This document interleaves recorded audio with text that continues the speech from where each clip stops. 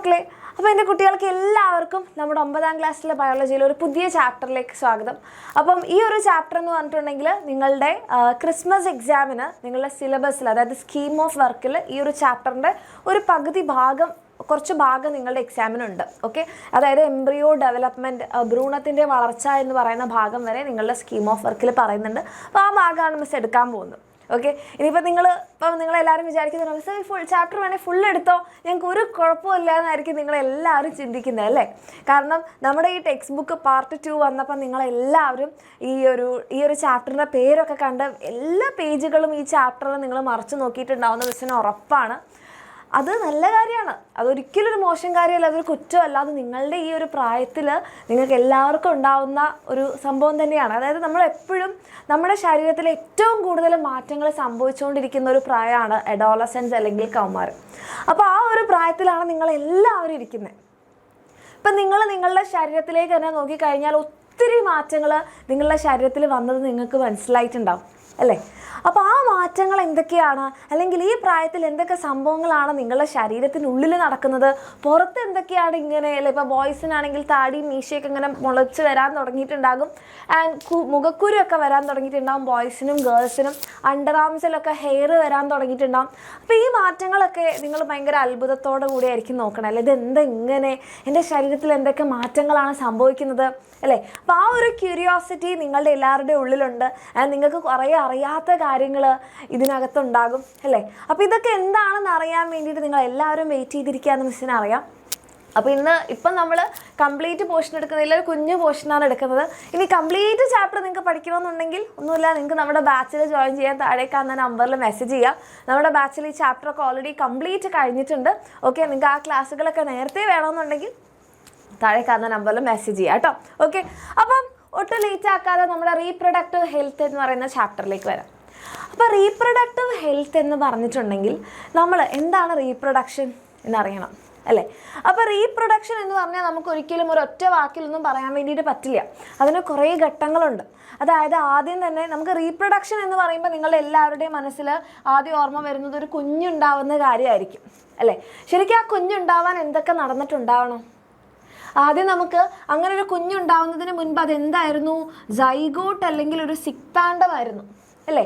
ആ സൈഗോട്ട് അല്ലെങ്കിൽ സിക്താണ്ഡം ഉണ്ടാകുന്നത് എങ്ങനെയാണ്? ഇങ്ങനെ ഒരു സൈഗോട്ട് അല്ലെങ്കിൽ സിക്താണ്ഡം ഉണ്ടാവണമെങ്കിൽ 2 ഗ്യാമീറ്റ്സ് വേണമായിരുന്നല്ലോ അല്ലേ? നമുക്കൊരു സ്പേം അല്ലെങ്കിൽ ബീജം വേണം, സ്പേം അല്ലെങ്കിൽ ബീജം, അതേപോലെ തന്നെ ഓവം അല്ലെങ്കിൽ അണ്ഡം വേണം. ഈ 2 സാധനങ്ങൾ ഫ്യൂസ് ചെയ്തപ്പം, രണ്ടും കൂടെ സംയോജിച്ചപ്പോഴാണ് എന്തുണ്ടായത്? നമ്മുടെ സൈഗോട്ട് അല്ലെങ്കിൽ സിക്താണ്ഡം എന്ന് പറയുന്ന ആ ഒരു സിംഗിൾ സെല്ലുണ്ടായത്, ഒറ്റ കോശം ഉണ്ടായത്. ഈ ഒരു ഒറ്റ കോശമാണ് പിന്നീട് എന്തായി വളർന്നത്? നമ്മുടെ എംബ്രിയോ ആയിട്ട് വളർന്നത് അല്ലേ? ഇതാണ് പിന്നീട് നമ്മളായിട്ട് മാറിയത്. അപ്പോൾ സിംഗിൾ സെല്ലായിരുന്ന ഒരൊറ്റ കോശമായിരുന്ന നമ്മുടെ സൈഗോട്ട് അല്ലെ സിക്താണ്ഡം പിന്നീട് എന്തായിട്ട് മാറി? ആ മൾട്ടി സെല്ലുലാർ ആയിട്ടുള്ള ഒരു ബഹുകോശമായിട്ട് മാറി. അതെങ്ങനെയാണ് സംഭവിച്ചത് എന്ന് നമുക്കറിയണം അല്ലേ? അപ്പോൾ ഇവിടെ നിങ്ങൾ കണ്ടു, ഇവിടെ നമ്മുടെ 2 ആൾക്കാർ ഫ്യൂസ് ചെയ്തു അല്ലേ? നമ്മുടെ സ്പേമും അതുപോലെ ഓവവും അണ്ടവും ബീജവും ഫ്യൂസ് ചെയ്തു. ഈ ഫ്യൂഷനെയാണ് നമ്മൾ എന്ത് പറയുക? ഫെർട്ടിലൈസേഷൻ എന്ന് പറയാം. ഓക്കെ, ബീജ സംയോഗം എന്ന് പറയും. അപ്പോൾ ഫെർട്ടിലൈസേഷൻ എന്ന് പറയുന്ന സംഭവം നടന്നപ്പോഴാണ് എന്തുണ്ടായത്? നമ്മുടെ ആ ഒരു പ്രോസസ്സിൻ്റെ സ്റ്റാർട്ടിങ്. അപ്പോൾ നമുക്ക് ഇവിടെ ഈ ഒരു ബീജ സംയോഗം അല്ലെ ഫെർട്ടിലൈസേഷൻ നടക്കണമെങ്കിൽ ആദ്യം സ്പേം ഉണ്ടാവണം, അതുപോലെ തന്നെ ഓവം ഉണ്ടാവണം അല്ലേ? ഇത് ആരിലാണ് ഉണ്ടാവുക, എവിടെയാണ് ഉണ്ടാവുക, ഇതൊക്കെ നമ്മൾ നോക്കും. റെഡി? ഓക്കെ, അപ്പോൾ ഈ ചാപ്റ്ററിലേക്ക് പോകുന്നതിന് മുൻപ് ഈ ചാപ്റ്ററിൽ കുറച്ചൊരു ഇൻട്രൊഡക്ഷൻ ആയിട്ട് തന്നിട്ടുള്ളത് കുറച്ച് ഇൻഫോർമേഷൻസ് ആണ്. അതായത് 2 കാര്യങ്ങളാണ് ഇവിടെ മെയിനായിട്ട് തന്നിട്ടുള്ളത്. ഒന്നാണ് maternal mortality rate. Okay, maternal mortality rate, mortality rate. അതായത് പണ്ടൊക്കെ എന്ന് പറഞ്ഞിട്ടുണ്ടെങ്കിൽ നമ്മുടെ ഹോസ്പിറ്റൽസും നമ്മുടെ ആരോഗ്യ വകുപ്പൊന്നും അത്രത്തോളം ഡെവലപ്പായിരുന്നില്ല പണ്ട് കാലത്ത്. അത്രത്തോളം ഹോസ്പിറ്റൽസ് ഉണ്ടായിരുന്നില്ല, മെഡിക്കൽ സൗകര്യങ്ങളൊന്നും ഉണ്ടായിരുന്നില്ല. അപ്പോഴെന്താ സംഭവിച്ചതെന്ന് ചോദിച്ചാൽ ഈ പ്രസവമൊക്കെ നടന്നിരുന്നത് വീടുകളിലാണ്. അങ്ങനെ വീടുകളിൽ പ്രസവം നടക്കുന്ന സമയത്ത് എന്താ പറ്റുക, ചില സമയത്ത് അമ്മ മരിച്ചു പോകും പ്രസവത്തോടു കൂടി, അല്ലെങ്കിൽ കുഞ്ഞ് മരിച്ചു പോകും. ഓക്കെ, അങ്ങനെ പ്രസവത്തോടു കൂടി അല്ലെങ്കിൽ പ്രസവത്തിന് ശേഷം 2-3 ദിവസങ്ങൾക്ക് ശേഷം അമ്മ മരിച്ചു പോവുക, ആ ഒരു അവസ്ഥേനെയാണ് നമ്മൾ എന്ത് പറയുക, മെറ്റേണൽ മോർട്ടാലിറ്റി റേറ്റ് എന്ന് പറയുക. അമ്മ മരിച്ചു പോകുന്നതാണ്. ഓക്കെ, പല കാരണങ്ങൾ കൊണ്ട്, ചിലപ്പോൾ പ്രസവത്തിനോട് ചേർന്നിട്ടുണ്ടാകുന്ന ശാരീരിക വയ്യായ്മകളോട് കൂടി അമ്മ മരിച്ചു പോകുന്നതാകാം, അല്ലെങ്കിൽ പ്രസവത്തിനോട് സമയത്ത് മരിച്ചു പോകുന്നതാകാം, ബ്ലീഡിങ് ഒക്കെ ഉണ്ടായിട്ട്. ഓക്കെ, അതാണ് മെറ്റേണൽ മോർട്ടാലിറ്റി റേറ്റ്. നമ്മൾ ഷോർട്ടായിട്ട് MMR എന്ന് പറയാറുണ്ട്, മാതൃമരണ നിരക്ക് എന്ന് പറയും. ഇനി ഇൻഫാൻറ്റ് മോർട്ടാലിറ്റി റേറ്റ് ഉണ്ട്. ഇൻഫാൻറ്റ് എന്ന് പറഞ്ഞാൽ ജനിച്ചു വീണ കുഞ്ഞിനെയാണ് നമ്മൾ എന്ത് പറയുക, ഇൻഫാൻറ്റ് എന്ന് പറയാം. അപ്പോൾ ആ ഒരു കുഞ്ഞ് മരിച്ചു പോവുക, ഒന്നെങ്കിൽ ജനന സമയത്ത് മരിച്ചു പോവുക, അല്ലെങ്കിൽ അമ്മയുടെ വയറ്റിൽ വെച്ചിട്ട് മരിച്ചു പോവുക, അല്ലെങ്കിൽ ജനിച്ച് വളരെ കുറച്ച് ദിവസങ്ങൾക്ക് ശേഷം മരിച്ചു പോവുക. അതിനെയാണ് നമ്മൾ എന്ത് പറയുന്നത്, ഇൻഫാൻറ്റ് മോർട്ടാലിറ്റി റേറ്റ്, IMR എന്ന് പറയും. ഓക്കെ, അപ്പം നമ്മുടെ കേരളത്തിലെ ഒരു കണക്ക് നോക്കിക്കഴിഞ്ഞാൽ നിങ്ങൾക്ക് എന്താ മനസ്സിലാവുന്നത് നോക്കിക്കേ മക്കളെ. ഇവിടെ 1900, 1925, 1950, 75, 2000. ഓക്കെ, അപ്പോൾ 1900 400 മെറ്റേണൽ മോർട്ടാലിറ്റി റേറ്റ്. ആ വർഷം അത്രത്തോളം മരണം ഉണ്ടായിരുന്നു. പക്ഷേ 1925 ആയപ്പോൾ എന്താണ്, ആ റേറ്റ് കുറഞ്ഞു. പിന്നെ 1950 ആയപ്പോൾ വീണ്ടും കുറഞ്ഞു. ഈ വർഷങ്ങൾ നോക്കുമ്പോൾ 2000 എത്തുമ്പോഴേക്ക് എന്താണ്, നമ്മുടെ മാതൃമരണ നിരക്കിൽ നമുക്ക് നല്ലപോലെ കുറവ് വന്നിട്ടുണ്ട്. അതേപോലെ തന്നെ നമ്മൾ ശിശുമരണ നിരക്ക് നോക്കിക്കഴിഞ്ഞാൽ 2012 എത്രയാണ്, ഇത്രയും ഉണ്ടായിരുന്നു, ഒരു 41, 42 ഉണ്ടായിരുന്നത് ഇപ്പോൾ 2017 ആയപ്പോഴേക്ക് നമുക്ക് എത്ര ആയിട്ട് കുറയ്ക്കാൻ പറ്റി, വളരെ നല്ല രീതിയിൽ കുറയ്ക്കാൻ പറ്റി. അപ്പോൾ ഇപ്പോൾ ഇതിപ്പോൾ 2017, ഇത് 2000 ഇപ്പോൾ നമ്മൾ എവിടെയാണ്, 2024. ഈ ഒരു മാസം കൂടി കഴിഞ്ഞാൽ നമ്മൾ 2025 ഇപ്പം നമുക്ക് വളരെ നല്ല രീതിയിൽ നമ്മുടെ ഈ മെറ്റേണൽ മോർട്ടാലിറ്റി റേറ്റും ഇൻഫാൻറ്റ് മോർട്ടാലിറ്റി റേറ്റും, മാതൃശിശു മരണ നിരക്ക് നമുക്ക് കുറയ്ക്കാൻ സാധിച്ചിട്ടുണ്ട്. അപ്പോൾ അതിന് കാരണങ്ങൾ എന്തൊക്കെയാണെന്ന് ചോദിച്ചു കഴിഞ്ഞാൽ എന്താണ്, ഒന്ന് നമ്മളെ ഹോസ്പിറ്റൽ സൗകര്യങ്ങളും ഒക്കെ വളരെ നല്ലതായിട്ട് ഡെവലപ്പ് ചെയ്തിട്ടുള്ളതാണ്. രണ്ടാമതായിട്ട് പണ്ട് കാലത്ത് നിങ്ങൾ നോക്കിക്കഴിഞ്ഞാൽ നിങ്ങളുടെ അച്ചച്ചൻ, നിങ്ങളുടെ ആ കുറച്ചുകൂടി പിന്നോട്ടേക്ക് നോക്കിക്കഴിഞ്ഞാൽ നിങ്ങളുടെ മുത്തശ്ശീൻ്റെ ഒക്കെ കാലം നോക്കിക്കഴിഞ്ഞാൽ നിങ്ങൾക്ക് മനസ്സിലാവും, ഒരു കുടുംബത്തിൽ ആ ഒരു നിങ്ങളുടെ അച്ചമ്മയ്ക്കോ അല്ലെങ്കിൽ നിങ്ങളുടെ മുത്തശ്ശിക്കൊക്കെ നോക്കിക്കഴിഞ്ഞാൽ അവർക്ക് 10 കുട്ടികളൊക്കെ വരെ ഉണ്ടാവും. 10 കുട്ടികൾ, 5 കുട്ടികൾ, 6 കുട്ടികളൊക്കെ ഉണ്ടാവും അല്ലേ, ശ്രദ്ധിച്ചിട്ടുണ്ടോ? അതായത് ഇപ്പം മിസ്സിൻ്റെ അച്ചമ്മയുടെ കാര്യം എടുക്കുകയാണെങ്കിൽ മിസ്സിൻ്റെ അച്ചമ്മയ്ക്ക് 10 മക്കളുണ്ടായിരുന്നു, അതായത് എൻ്റെ അച്ഛൻ്റെ അമ്മയ്ക്ക്. പക്ഷേ 3 കുട്ടികൾ ഈ പറഞ്ഞ പോലെ ഓരോ പ്രായത്തിൽ വെച്ചിട്ട് മരിച്ചു പോകാനുണ്ടായിരുന്നത്. ഇപ്പം നിലവിൽ 7 മക്കളുണ്ട്. എൻ്റെ അമ്മമ്മയ്ക്ക് അല്ലെങ്കിൽ എൻ്റെ അമ്മച്ചനെ നോക്കുകയാണെങ്കിൽ 5 മക്കളുണ്ട്. ഓക്കെ, അപ്പോൾ ഇപ്പോഴത്തെ കാലത്ത് നിങ്ങൾ ചിന്തിച്ച് നോക്കും, ഇപ്പോൾ 5 മക്കൾ 7 മക്കളൊക്കെ നടക്കുമോ? ഇല്ലല്ലോ. മാക്സിമം 1 കുട്ടി അല്ലെങ്കിൽ 2 കുട്ടി, ഏറ്റവും മാക്സിമം പോയി കഴിഞ്ഞാൽ 3 കുട്ടി. അതിന് മുകളിലേക്ക് ആരും അങ്ങനെ ചിന്തിക്കാറില്ല, വളരെ റെയറാണ്. ഒരു ആവറേജ് പറയുകയാണെങ്കിൽ 2 കുട്ടി അല്ലെങ്കിൽ 1 കുട്ടിയാണ് ഇപ്പോൾ ഒരു കുടുംബത്തിലുണ്ടാവുക അല്ലേ. അപ്പോൾ അതും നമ്മുടെ ഈ ഒരു മെറ്റേണൽ മോർട്ടാലിറ്റി റേറ്റ് കുറയ്ക്കാൻ, അമ്മമാർ പ്രസവത്തോടു കൂടി മരിച്ചു പോകുന്നത് കുറയ്ക്കാൻ സാധിച്ചിട്ടുണ്ട്. കാരണം നിങ്ങൾ ഉസ്താദ് ഹോട്ടൽ എന്ന് പറഞ്ഞ മൂവി കണ്ടിട്ടുണ്ടെങ്കിൽ നിങ്ങൾക്ക് പറയാൻ പറ്റും. അപ്പോൾ പെൺകുട്ടി വേണ്ട ആൺകുട്ടി വേണം എന്നുള്ളൊരു ആഗ്രഹത്തിൽ പ്രസവിച്ച് 5ാമത്തെ പ്രസവത്തോട് കൂടിയിട്ട് എന്താണ്, നമ്മുടെ ദുൽഖറിൻ്റെ ആ സിനിമയിലെ ദുൽഖറിൻ്റെ ഉമ്മ മരിച്ചു പോവാണ്. അതായത് ഒത്തിരി പ്രസവങ്ങൾ അടുപ്പിച്ചടുപ്പിച്ച് വന്നപ്പോൾ ശാരീരിക വയ്യായ്മ കാരണം മരിച്ചു പോകുന്നത്. അതും പണ്ട് കാലത്ത് സംഭവിച്ചിട്ടുണ്ടായിരുന്നു, കുറേ പ്രസവിക്കുന്നതുകൊണ്ട് അമ്മമാർ മരിച്ചു പോകുന്നത്. പക്ഷെ ഇന്ന് അത് നടക്കില്ല. കാരണം സ്ത്രീകൾക്ക് എല്ലാവർക്കും വിദ്യാഭ്യാസമുണ്ട്, അവർക്ക് അവരുടെ ജോലി, അവരുടെ കരിയറും എല്ലാം നോക്കണം. ആൻഡ് ഇത്രയും കുഞ്ഞുങ്ങൾ എന്താണ്, നമുക്ക് പല പ്രശ്നങ്ങളാണ് അല്ലേ. ഇപ്പോൾ ഒരു വീട്ടിലായാലും ഒരു സമൂഹത്തിലായാലും നമ്മുടെ പോപ്പുലേഷൻ കൂടാനൊക്കെ പ്രശ്നമാണ്. അപ്പോൾ അതുകൊണ്ട് തന്നെ നമ്മൾ എന്താണ്, നമുക്കിപ്പം അത്രയും കുഞ്ഞുങ്ങളുടെ എണ്ണത്തിലേക്കൊന്നും പോകുന്നില്ല. അതുകൊണ്ട് തന്നെ നമുക്ക് ഈ ഒരു മെറ്റേണൽ ഇൻഫൻറ്റ് മോർട്ടാലിറ്റി റേറ്റ്, മരണനിരക്ക് കുറയ്ക്കാൻ പറ്റിയിട്ടുണ്ട്. സോ നോക്കിക്കേ, ഹൈ ലിറ്ററസി റേറ്റ്, അതെന്താണ്, സ്ത്രീകളിൽ പണ്ട് കാലത്ത് എന്തുണ്ടായിരുന്നില്ല, വിദ്യാഭ്യാസം ഉണ്ടായിരുന്നില്ല. അപ്പോൾ സ്ത്രീകളിൽ വിദ്യാഭ്യാസം ഇല്ലാത്തതുകൊണ്ട് തന്നെ എന്തായിരുന്നു, എല്ലാവരുടെയും വിചാരം സ്ത്രീകളെന്ന് പറഞ്ഞിട്ടുണ്ടെങ്കിൽ ഇങ്ങനെ കല്യാണം കഴിക്കുക, പ്രസവിക്കുക, അതിനുവേണ്ടി മാത്രമുള്ളതാണെന്നാണ് പണ്ട് കാലത്തെ ആൾക്കാർ വിചാരിച്ചിരുന്നത്. പക്ഷേ ഇപ്പോഴെന്താണ്, സ്ത്രീകൾക്ക് എല്ലാവർക്കും നല്ല വിദ്യാഭ്യാസമുണ്ട്. അപ്പോൾ സ്ത്രീകളും ഈ സമൂഹത്തിൽ പുരുഷന്മാരെ പോലെ തന്നെ ജോലി ചെയ്യാനും അവർക്ക് അവരുടെ കരിയറും ഒക്കെ ഉണ്ടെന്നുള്ള കാര്യത്തിൽ നമുക്കൊരു വിദ്യാഭ്യാസം കിട്ടിയപ്പോൾ നമുക്ക് ബോധം വന്നു. അടുത്തതായിട്ട് best maternal and child health care centres. അതായത് പണ്ട് കാലത്ത് മിസ് പറഞ്ഞു വീടുകളിലാണ് പ്രസവം നടക്കുക. പക്ഷേ ഇപ്പോഴെങ്ങനെയാണ്, വീടുകളിലൊന്നുമല്ല, നല്ല ഹോസ്പിറ്റൽസ് ഉണ്ട്. ആ നമ്മുടെ പ്രസവം കഴിഞ്ഞ് കഴിഞ്ഞാൽ അമ്മയ്ക്കും കുഞ്ഞിനും പ്രത്യേകം പ്രസവ ശുശ്രൂഷകളും ഒക്കെ ഉണ്ട്. അപ്പോൾ നല്ല ഹെൽത്ത് കെയർ നമ്മൾ എടുക്കാൻ തുടങ്ങി. Then high quality of public health projects, അതായത് നല്ല നല്ല പ്രോജക്ട്സുകൾ വരാൻ തുടങ്ങി. ഇപ്പോൾ ഒരു കുട്ടിയാണെങ്കിൽ ഇത്രയും സൗകര്യങ്ങൾ കൂടുതൽ കിട്ടും. അതായത് ഗവൺമെൻറ് തന്നെ പല പ്രോജക്ട്സ് കൊണ്ടുവരാൻ തുടങ്ങിയിട്ടുണ്ട്. അതുകൂടാതെ അമ്മയ്ക്കും കുഞ്ഞിനും, ഇപ്പോൾ പല ഹോസ്പിറ്റൽസിൽ നിങ്ങൾ നോക്കിക്കഴിഞ്ഞാൽ അമ്മയ്ക്കും കുഞ്ഞിനും ഒക്കെ എന്താണ് പല ന്യൂട്രിയൻസും ഫുഡും കാര്യങ്ങളൊക്കെ കിട്ടും. അംഗനവാടികളിലൊക്കെ നിങ്ങൾ നോക്കിക്കഴിഞ്ഞാൽ അമ്മയ്ക്കും കുഞ്ഞിനും പ്രസവത്തിന് മുൻപും പ്രസവത്തിന് ശേഷം പല ന്യൂട്രിയൻസ് ഉള്ള ഫുഡും കാര്യങ്ങളൊക്കെ കൊടുക്കാറുണ്ട്. അങ്ങനത്തെ projects. Then access to proper nutrition, education and health care. ഇത് അതായത് നല്ല രീതിയിലുള്ള എഡ്യൂക്കേഷൻ കൊടുക്കുക, നല്ല രീതിയിലുള്ള കെയർ എടുക്കുക. ഇങ്ങനത്തെ കാര്യങ്ങളൊക്കെ വന്നതോട് കൂടിയിട്ട് അമ്മയുടെയും കുഞ്ഞിൻ്റെയും, അതായത് കുഞ്ഞിന് ജനിച്ചതിന് ശേഷം ഓരോ പ്രായത്തിലും ഇങ്ങനത്തെ വാക്സിൻസ് വേണം, ഇത്തരത്തിലുള്ള മരുന്നുകൾ വേണം, ഇത്തരത്തിലുള്ള ന്യൂട്രിയൻസ് കൊടുക്കണം. ഈ കാര്യങ്ങളെക്കുറിച്ച് നമുക്കിന്ന് നല്ല ബോധമുണ്ട്. പണ്ട് കാലത്ത് ഈ വാക്സിൻ എന്ന് പറഞ്ഞാൽ സംഭവം ഇല്ലായിരുന്നു. ഇപ്പം നിങ്ങൾക്കറിയാം, കുഞ്ഞ് ജനിച്ചു കഴിഞ്ഞാൽ ഒരു ലോഡ് വാക്സിനുകൾ എടുക്കാനുണ്ട്. നമുക്ക് അസുഖം വരാതിരിക്കാൻ അത് നമ്മളെ സഹായിക്കും. അപ്പോൾ പണ്ട് ഇങ്ങനത്തെ വാക്സിനൊന്നും ഇല്ലാത്തതുകൊണ്ട് തന്നെ ഒരു പകർച്ചവ്യാധി വരുമ്പോഴേക്ക് കുഞ്ഞുങ്ങൾ പെട്ടെന്ന് മരിച്ചു പോകും. കാരണം അവർക്ക് പ്രതിരോധമില്ല, അവർ ജനിച്ച് വീണിട്ടല്ലേ ഉള്ളൂ. ഇപ്പോഴാണെങ്കിൽ അതൊന്നുമില്ല. അപ്പോൾ ഈ കാര്യങ്ങൾ എന്തിനു സഹായിച്ചിട്ടുണ്ട്? നമ്മളുടെ മാതൃശിശു മരണനിരക്ക് കുറയ്ക്കാൻ സഹായിച്ചിട്ടുണ്ട്. ഉയർന്ന സ്ത്രീ സാക്ഷരത, മികച്ച മാതൃശിശു ആരോഗ്യ പരിപാലന കേന്ദ്രങ്ങൾ, ഗുണമേന്മയുള്ള പൊതുജനാരോഗ്യ പദ്ധതികൾ, പോഷകാഹാരം, വിദ്യാഭ്യാസം, ആരോഗ്യ പരിരക്ഷ, ഇതൊക്കെ കൊടുക്കാൻ തുടങ്ങിയപ്പോഴാണ് നമുക്ക് എന്ത് ചെയ്യാൻ വേണ്ടി പറ്റിയത്? നമ്മളുടെ ഈ ഒരു മെറ്റേണൽ ഇൻഫൻറ്റ് മോർട്ടാലിറ്റി റേറ്റ്, മരണനിരക്ക് കുറയ്ക്കാൻ പറ്റിയത്. പക്ഷേ എന്നൊക്കെ പറഞ്ഞാലും നമ്മുടെ സൊസൈറ്റിയിൽ ഇപ്പോഴും ഇപ്പോഴെന്താണ്, നമ്മുടെ സൊസൈറ്റി എന്ന് പറഞ്ഞാൽ ഒരു മെയിൽ ഡോമിനേറ്റഡ് സൊസൈറ്റിയാണ്. അത് പണ്ടത്തിൽ നിന്ന് ഒത്തിരി മാറ്റം വന്നിട്ടുണ്ടെങ്കിലും ഇപ്പോഴും എന്താണ്, ആണുങ്ങൾ മുകളിൽ നിൽക്കുന്നു എന്ന് പറയുന്നൊരു സൊസൈറ്റിയാണ് നമ്മളുടെ ഇപ്പോഴും ഉള്ളത്. കുറച്ചുകൂടെ കഴിയുമ്പോഴേക്ക് അത് മാറി വരും. കാരണം പണ്ടത്തെ കാലത്ത് വെച്ച് നോക്കുമ്പോൾ ഇപ്പോൾ ഒത്തിരി മാറ്റങ്ങൾ വന്നിട്ടുണ്ട്. നമ്മുടെ ചിന്താഗതിയിലായാലും നമ്മുടെ സൊസൈറ്റിയിലും കുറേ മാറ്റങ്ങൾ വന്നിട്ടുണ്ട് അല്ലേ. പണ്ടൊക്കെ ആണെങ്കിൽ നിങ്ങൾക്കറിയാം, ആണുങ്ങളെന്ന് പറഞ്ഞാൽ പുറത്ത് പോയി ജോലി ചെയ്യുക, സ്ത്രീകളെന്ന് പറഞ്ഞാൽ വീട്ടുജോലിക്ക് വേണ്ടിയിട്ടുള്ളവരാണ് എന്നാണ് പണ്ട് കരുതിയിരുന്നത്. പക്ഷേ ഇന്ന് അങ്ങനെയാണോ? അല്ല.